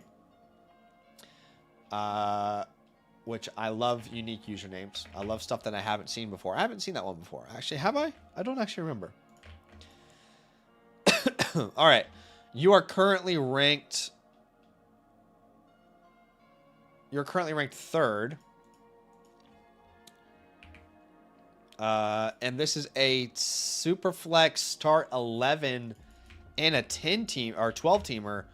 So that is a pretty big starting lineup. And I apologize, guys. I realize I never even told our viewers how they could get their team reviewed tonight. But anyway, I apologize. If you are interested in getting your team looked at here on stream, I'll make that the pinned comment. But essentially, there are a couple options here. I would always suggest that if you're going to get a team review, you might as well become a promo code LAND annual Mother Flocker member. That is the best bang for your buck. You get all the tools, all flock access, 6 trade question vouchers, the rookie report, upcoming draft guides, team review, access to a LAN league. But if you want to purchase a single playbook, that's your option there. And of course, if you become a brand new member, you get into a LAN league as well. Apologies that I haven't said that yet. Okay, Brockback Mountain. You're 6th at quarterback, 9th at running back, 7th at receiver, and 1st at tight end. So let's have a look at the squad here. We've got a good amount of draft capital to work with. So plenty of rookie picks that we can make some moves with here. I'm going to set up your war room on the back end. We got the 102, 104, a lot of seconds, and then a third. So that will be fun to look at. Now, the untouchables on this team. Drake May, obviously an untouchable. Brock Bowers, obviously an untouchable as well. You want to build around these players. Players that I would hold. Tank Bigsby comes to mind just as a handcuff hold. Cam Ward, I want to see what he looks like in year 2 with Carnell Tate. Excuse me. Brian Thomas, I like to see him in year 3. And then the last player I would add here is probably Stephon Diggs. I don't think Stephon Diggs has some crazy career ahead of him or anything. It's more that if he signs with a team, I think there is potentially still some value that you could get from him. So I'd rather wait and see what sort of value he could net in a trade. Let's say he could be this year's Keenan Allen when Keenan signed with the Chargers last year. Let me know if that makes sense. Players that you can drop. Isaiah Bond, you could drop for sure. Keandre Lambert-Smith, you could drop as well.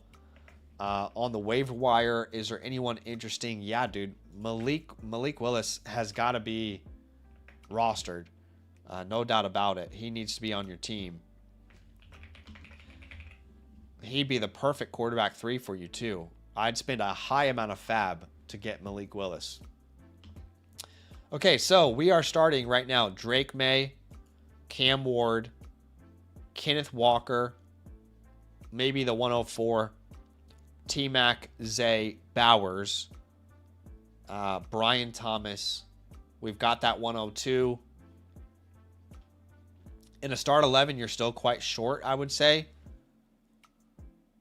So, yeah, that's tough to call you like a real contender. Again, you're probably a sleeper. I've used that pathway a lot today, but I wouldn't consider you like the strongest team here. You don't have any future first outside of your own. Not a bad team. Not a bad team. I'd probably lean like a B- with this one. We certainly could go out there and contend if we make the right moves. But let's jump into the war room here for you. We've got a couple picks to work with. At the 102, obviously, if you stick and pick, I would probably suggest to go Carnell Tate. He'd be a great addition to your wide receiver room. At the 104, Jadarian Price is definitely in play for you, my friend, with that running back room that you've got there. Obviously, Jordan Tyson is in play. Have him ranked ahead of Price. Mekhi Lemon is not a bad option there. You could even consider Fernando Mendoza if you wanted to punt. 204 and beyond, it is get your guy land, okay? At that point in the draft, it is really best player available in your summation. Look, I find it difficult to tell you to go all in just because in a start 11, I think you are still a little bit off. We're trusting Cam Ward, best case scenario. Maybe we trade the 104 for a running back, but then Kamananga is still our RB3. It's a start 11. I think too much has to go right for this to really pan out in your favor. So I wonder if we could tear down to the 105 from the 102. Who has the 105? The 105, okay. Unfortunately, there's not really a great option here. I mean, Alec Pierce, you could probably get done. I'm not in love with that. Obviously, the ideal scenario there is you send your second and get a future first to make a move like that, but that's not really possible in this class. The 106. Again, I don't really see a great move for you here. Yeah, so that's probably not going to be possible. The other option is you just kind of go all in. You grab a a James Cook plus something small for that 102, or just go James Cook straight up. At receiver, you know, you go here a George Pickens if you wanted to add to your receiver room. At the 104, you know, Rashee Rice is in play. Nico Collins is in play. Ultimately, you'd have to get at least one running back from those two picks. And then for those late seconds and thirds, there's not really much that you can accomplish with them as a contender or a rebuilder at this point, unfortunately. I'm going to send this war room to the Discord. Let me know if you need help finding it, but it's under the land community tab. There'll be a war room tab where I just posted that. Yeah, again, even if you were to trade your 102 and your 104, let's say you got Cook and Rice, you'd have a lineup of May, Ward, Walker, Cook, T-Mac, Rice, Bowers. You'd flex Zay, Brian Thomas. Here's a problem. You'd still have two flexes that you can't account for. Kyle Monangai and who? I don't know. So I do lean towards probably more of punting this year if I had to. And that would mean, as much as I love Ken Walker, I probably would explore trading Ken Walker. Everybody else is not a name that I'm wanting to really move in a rebuild. So, and I'll just say this: if you are out in 2026, right? What can we get for Ken Walker? What could we turn Ken Walker into? Obviously, two future early to mid firsts is probably the value range you're looking at. But we could also tier down. For example, you know, Chase Brown plus a future first would be great, right? If not Chase Brown, let's look at some more teams here, some more options. I would do that same for Breece Hall if possible. Tootin is interesting. Like Bashul, Tootin plus the 103, I would do in a heartbeat. Even if you had to add like a Monangai on there or something, I would be willing to do that. Let's see.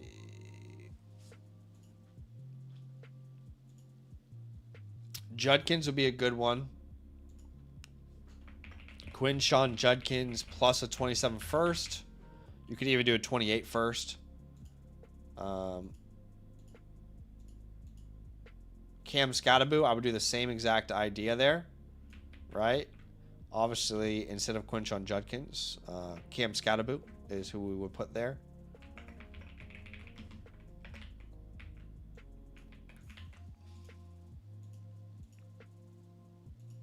Wouldn't do these other vets. I would do Bucky.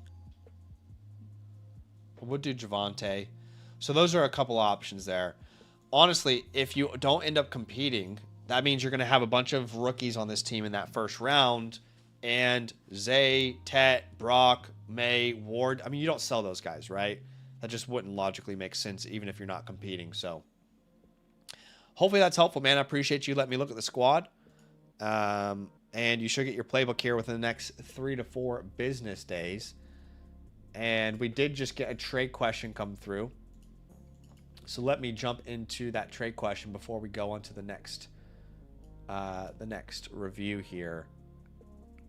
Don't have an 815. Let's quickly go 815 here. Okay. All right, Dynasty dude. You've got a super flex 12-team start 10. You're sending away Saquon and Jefferson for James Cook and Garrett Wilson. Yeah, I'm going to pass here. I think Jefferson is the most valuable asset in this deal pretty easily. And as much as there's a perceived upgrade from Saquon to Cook, if we're playing in like a 2-year window, I don't think it's significant enough. I'm pretty easily keeping Justin Jefferson there.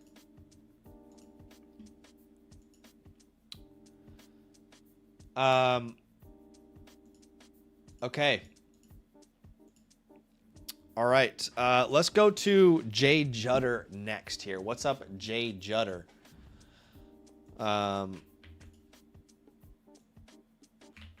Let me know if you're in the chat.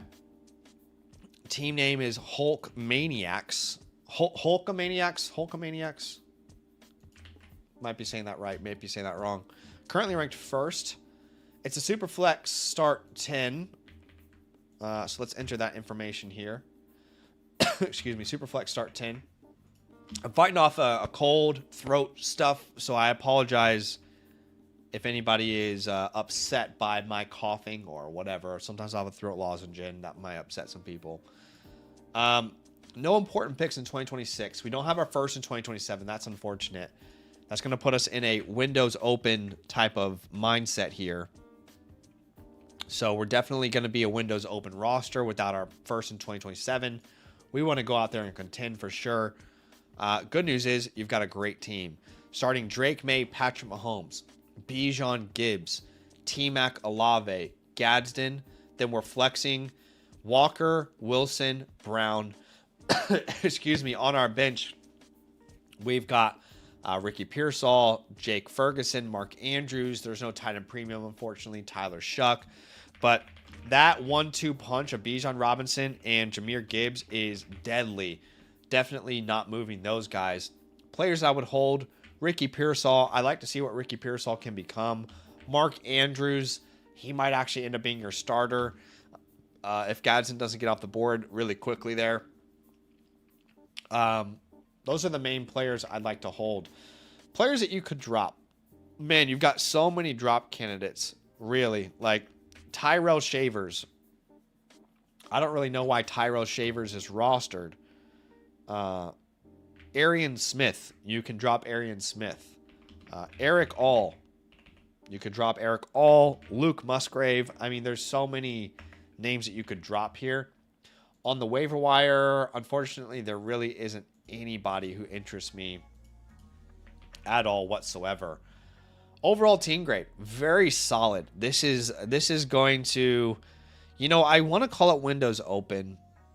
It's close to a juggernaut. It really is close to a jug, but yeah, I'm going to give you an A-, I think, with a team like this. Going to dock you a little bit for not having your future first, but does it really matter when your team looks like this? Probably not. Okay. Let's go to the chalkboard here. Transparently, I'm struggling to know exactly what to do with this roster that's already stacked. I don't see a reason why I would suggest for you to tear down off of any of these names. One thing I will say, Patrick Mahomes. I'm not opposed to moving him if I can upgrade from Oronde Gadsden. Or Mark Andrews or whoever that ends up being, right? But let me see if there's a team out there that is tight and needy where this could make sense. The Brenton Strange team. Okay, yeah, so Trevor Lawrence. I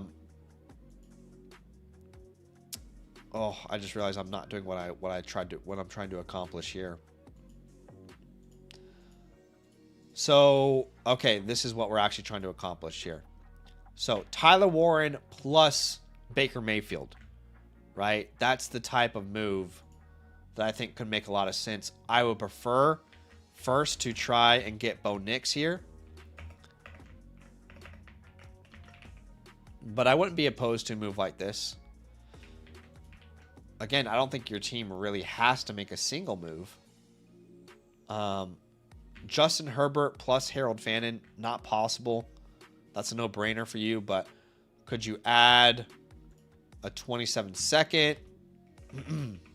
Could you add your, what was it, 208 you had this year? 210, sorry. That would be great for you. No risk really at all. You're not going to get to Colson Loveland. Don't think Laporta is that big of an upgrade where you have to pursue that. Alternatively, because you don't have your first in 2027, can you pivot off of Mahomes to, Jalen Hurts comes to mind. Joe Burrow comes to mind. Caleb Williams. You know, could you pivot off of him just so you know you have someone that you can compete with straight away without your first in 2026? I know you already have Tyler Shuck, so you don't drastically need to pursue something like this. I mean, Jackson Dart, could you get some small plus on top of him? I love that move. The Dart owner. So I would think like a Emeka Egbuka, and then, oh shoot, sorry, you're sending AJ Brown, and you're getting back Emeka Egbuka. But honestly, outside of that, man, like this is a superstar team. I'm not gonna dive into tearing down because your squad is already very good and you've got so many hammers. You've got the depth. I think this is a very, very good team, and I wouldn't get too crazy with it. Go win a championship, man. That's an absolute banger of a squad. Okay, Battle Beast. Let me know if you're in the chat, Battle Beast. I just saw your annual Mother Flocker membership come through last week. Appreciate you, man. Thanks for supporting the show. It's always good to see people keeping the lights on here. You're in a Superflex start 9, so this is a smaller lineup than we're typically used to seeing. As far as Eric All, I just don't think it even matters if he comes back from the injury, guys. I just feel like there's just not enough target share for an Eric All to matter. That's kind of where I land. He says, hello, not sure what direction to go with this team. Any advice is appreciated. The rookie draft is scheduled for tomorrow. Okay, so you may have already had your rookie draft actually conclude. Hopefully you're able to use my interactive cheat sheet. It doesn't look like you had any important picks anyway, so we can have a look at the squad as it's currently constructed and certainly give you a good outcome here for the year. Right now, the site has you ranked 1st at quarterback, 10th at running back, 3rd at receiver, and 8th at tight end. I would say Josh Allen is your untouchable, along with JSN. As far as players that we're looking to hold, Rashad White certainly comes to mind. Jonathan Brooks certainly comes to mind. We want to hold on to him and see what he can become in year number 3, is it? Jeez. It's year 3, right? Yeah.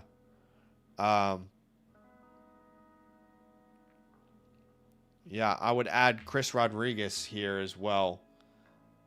Based off the conversations we had in today's stream, I think there's a chance he could become something relevant. And Cam Ward is just not worth selling based off his current return. You could drop a lot of players. Phil Maffa, I don't think there's a reason to hold on to him anymore. Which he might just end up being the next Adam Randall. Keandre Lambert-Smith, another name that you could drop if you wanted to. On the waiver wire. Ooh, bro. Tank Bigsby has got to be rostered. Eli Raridon has got to be rostered. Caleb Douglas should be rostered. Same with DJ Giddens. You got to roster these guys. Like, I would drop Brashard Smith. I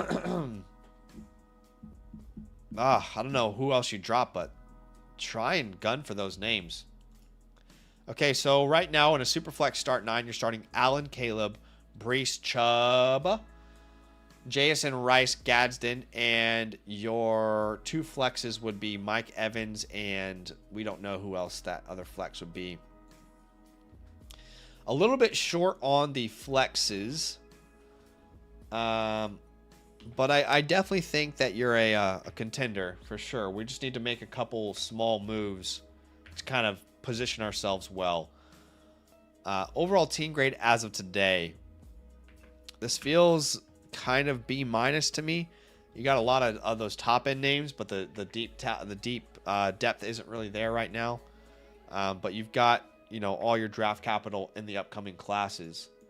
So Josh Allen, instantly, if I'm trying to get some high quality depth, he's the one name along with JSN that would make sense tearing down from. I wouldn't tear down from both, just one. Preferably doing Josh Allen. For example, getting a Burrow, Javonte, Joe Burrow plus Javonte Williams. Not a bad baseline there. I don't know if you could, ask for, like a T. Higgins and a Mike Evans swap. Mike Evans, I don't know if that's possible.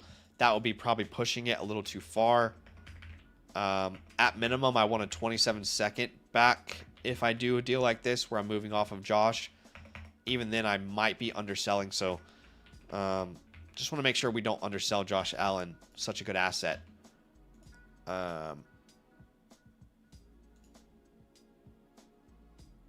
Yeah, alternatively, like even a Jaden Higgins. Jaden Higgins could make sense there. Not Jane. Okay, let's keep looking. Bo Nix is too far.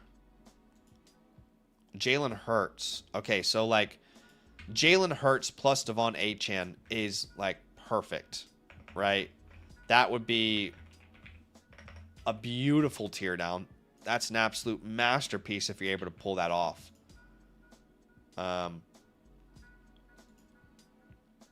Even Jalen Hurts plus Chase Brown plus a first, right? Something like that could definitely benefit you. Devontae Adams, you could consider in a deal like that. Let's see. Brock Purdy. Man, I don't think it's possible, but Brock Purdy plus Omarion Hampton would be just perfect for you. Like, truly perfect. Again, I don't think that's possible in most leagues. But it is the 101 in a lot of Superflex drafts, so I don't want to undersell him either when I'm looking at all your options here. A small tear down to Lamar. Like Lamar Jackson plus Cam Scattaboo. That's a great return for you. And yes, tearing down is not possible in every league. You guys have to keep in mind that, very few people are ready to tear up to a Josh Allen, right? I mean, we had a trade on today's stream where we suggested a tear up to Josh Allen and he had a deal in his inbox, but it has to be the right person. It has to be the right fit. They have to be able to take that on. Not everybody's able to take that on. So Lamar Jackson plus George Pickens, another option that would be great. JSN is going to be easier to tear down from.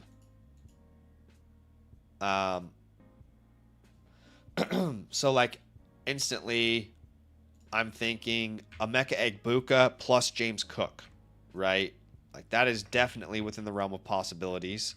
You might even be underselling JSN.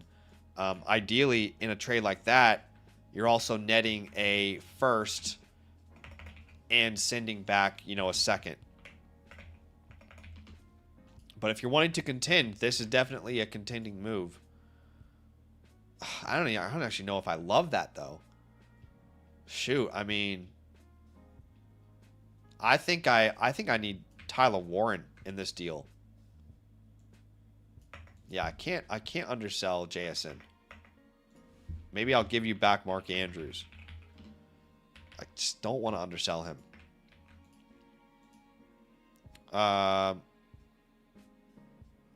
Let's see. Okay, JSN tear down. Amon-Ra is interesting. Look, like a Amon-Ra St. Brown plus Chase Brown would definitely be enough for me. Although some people will still have Amon-Ra in the same tier. So that's not going to be possible in every league. Drake London plus Travion Henderson. I like that one. That one makes a lot of sense for your team. You also stay young. You can't get Jefferson and Hampton. Otherwise, that would be awesome. Not going to go down to Brian Thomas. Pickens. No, there's not a second there that makes enough sense. But can't tear down to Puka. Not going to go down to Burden. So hopefully there are some options there for you to explore. I think, again, the alternative here is you roll out with what you've got. And if you're not competitive in those first 5 weeks, then you could look to sell your Josh Allens, your Breece Halls, Chubas, Rashads, Evans. I don't know why I thought you had Mark Andrews. Let's replace Mark Andrews with Brenton Strange here. Sorry. But again, if you need to hit the button and reset it all, you've got your first. Don't sell your 27 first, and then you can sell all those veterans. But I appreciate you big time, my friend. Hopefully that was helpful. We did just get Jacob here. What's up, Jacob? He says, yeah, you were the team from Brockback Mountain, and you said been trying to sell. Oh, sorry, Willis is on the waiver wire. Malik Willis is who he's talking about, because waivers are closed until after the draft. If you've got like $100 fab, I would do anything that you need to do to make sure that you bring him home. Bring him home. There's no reason as to why he shouldn't be on your roster in a Superflex format, right? If you've got $100 fab and you think someone's going to spend 100, put 100. Can you trade the back end of your bench for $10 fab and make sure you guarantee him?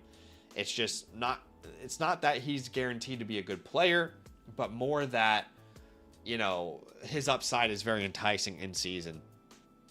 So, yeah, hopefully that is helpful. Guys, I do have 2 reviews left. I'm going to do one more, and then we'll see how I feel after that one. I just am conscious that my voice is going. I am powering on as much as I can for y'all, but I also don't want to completely abuse my voice and then have no voice for the rest of the week entirely. But I am going to go to Cornelius's team here. Cornelius, you are ranked in this league. Currently, it looks like you're ranked 6th. We've got a Superflex start 9. So it is a smaller format compared to what we are used to there. Superflex start 9. He says, thinking about trying to trade Collins and the 205 for the 107, 109, 110, Simpson or Coleman.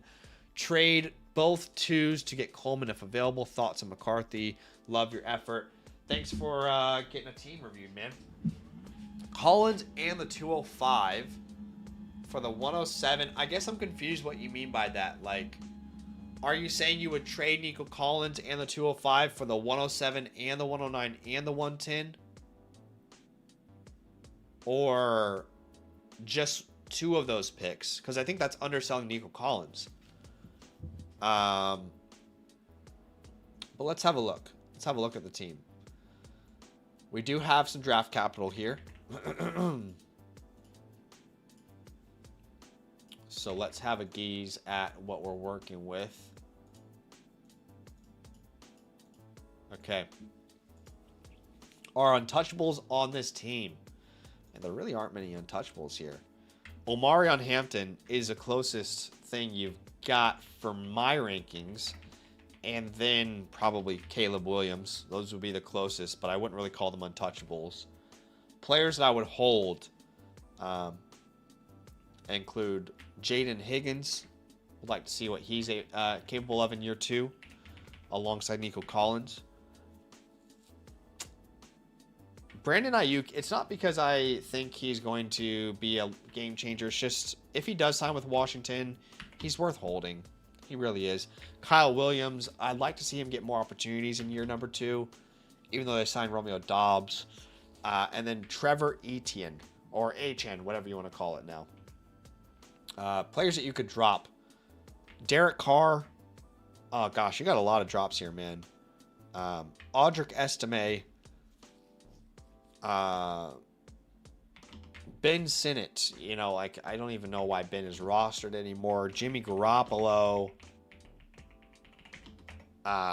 Tyson Badgett. There's a lot of drops here, but I'm imagining your waiver wire is pretty bad. And yeah, but I like Burks. I mean, there's not much there, unfortunately.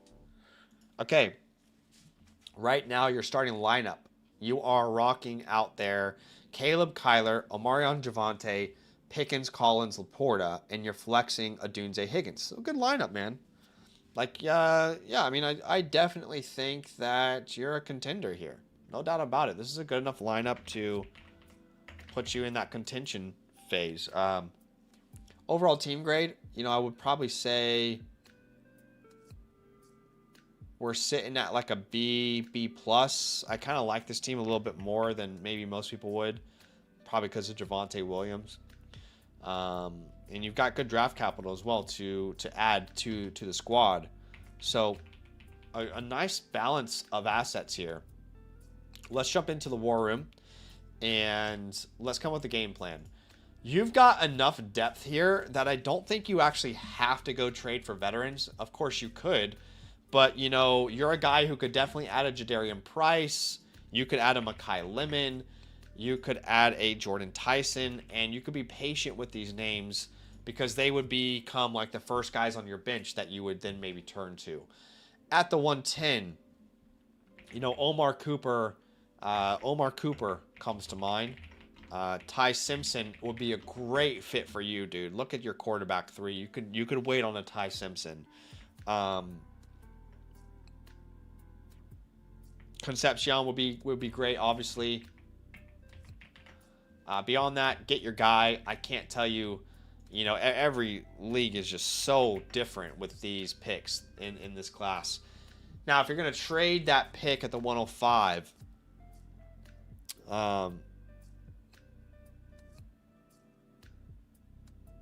yeah, I mean, veteran running back comes to mind. I'd rather trade the 110, and go try and get like a Bashul Tootin, for example. A Josh Jacobs would be actually a really great fit for you. If you could draft at the 105 and then send away the 110 for one of those two names, that would be a great outcome for you. At the 105, if you were to go receiver, like Rashee Rice is probably best case scenario. Garrett Wilson is not a bad outcome either. But I'd probably prefer to stick and pick with the first pick you've got there. And then if you can trade for a veteran running back or a young running back like Tootin, then I would prefer to do that with that 110. You will have your War Room already available for you here in the War Room tab on the LAN community in Discord.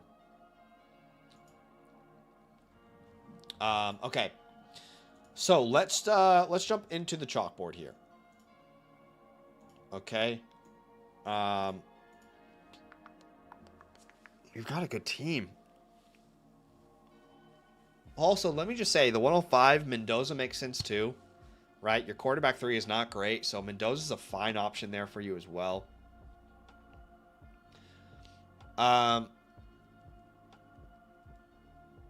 Man, you mentioned trying to trade Nico Collins. I don't like the trade. Nico in the 205 for the 107 and the 109. I just don't like that.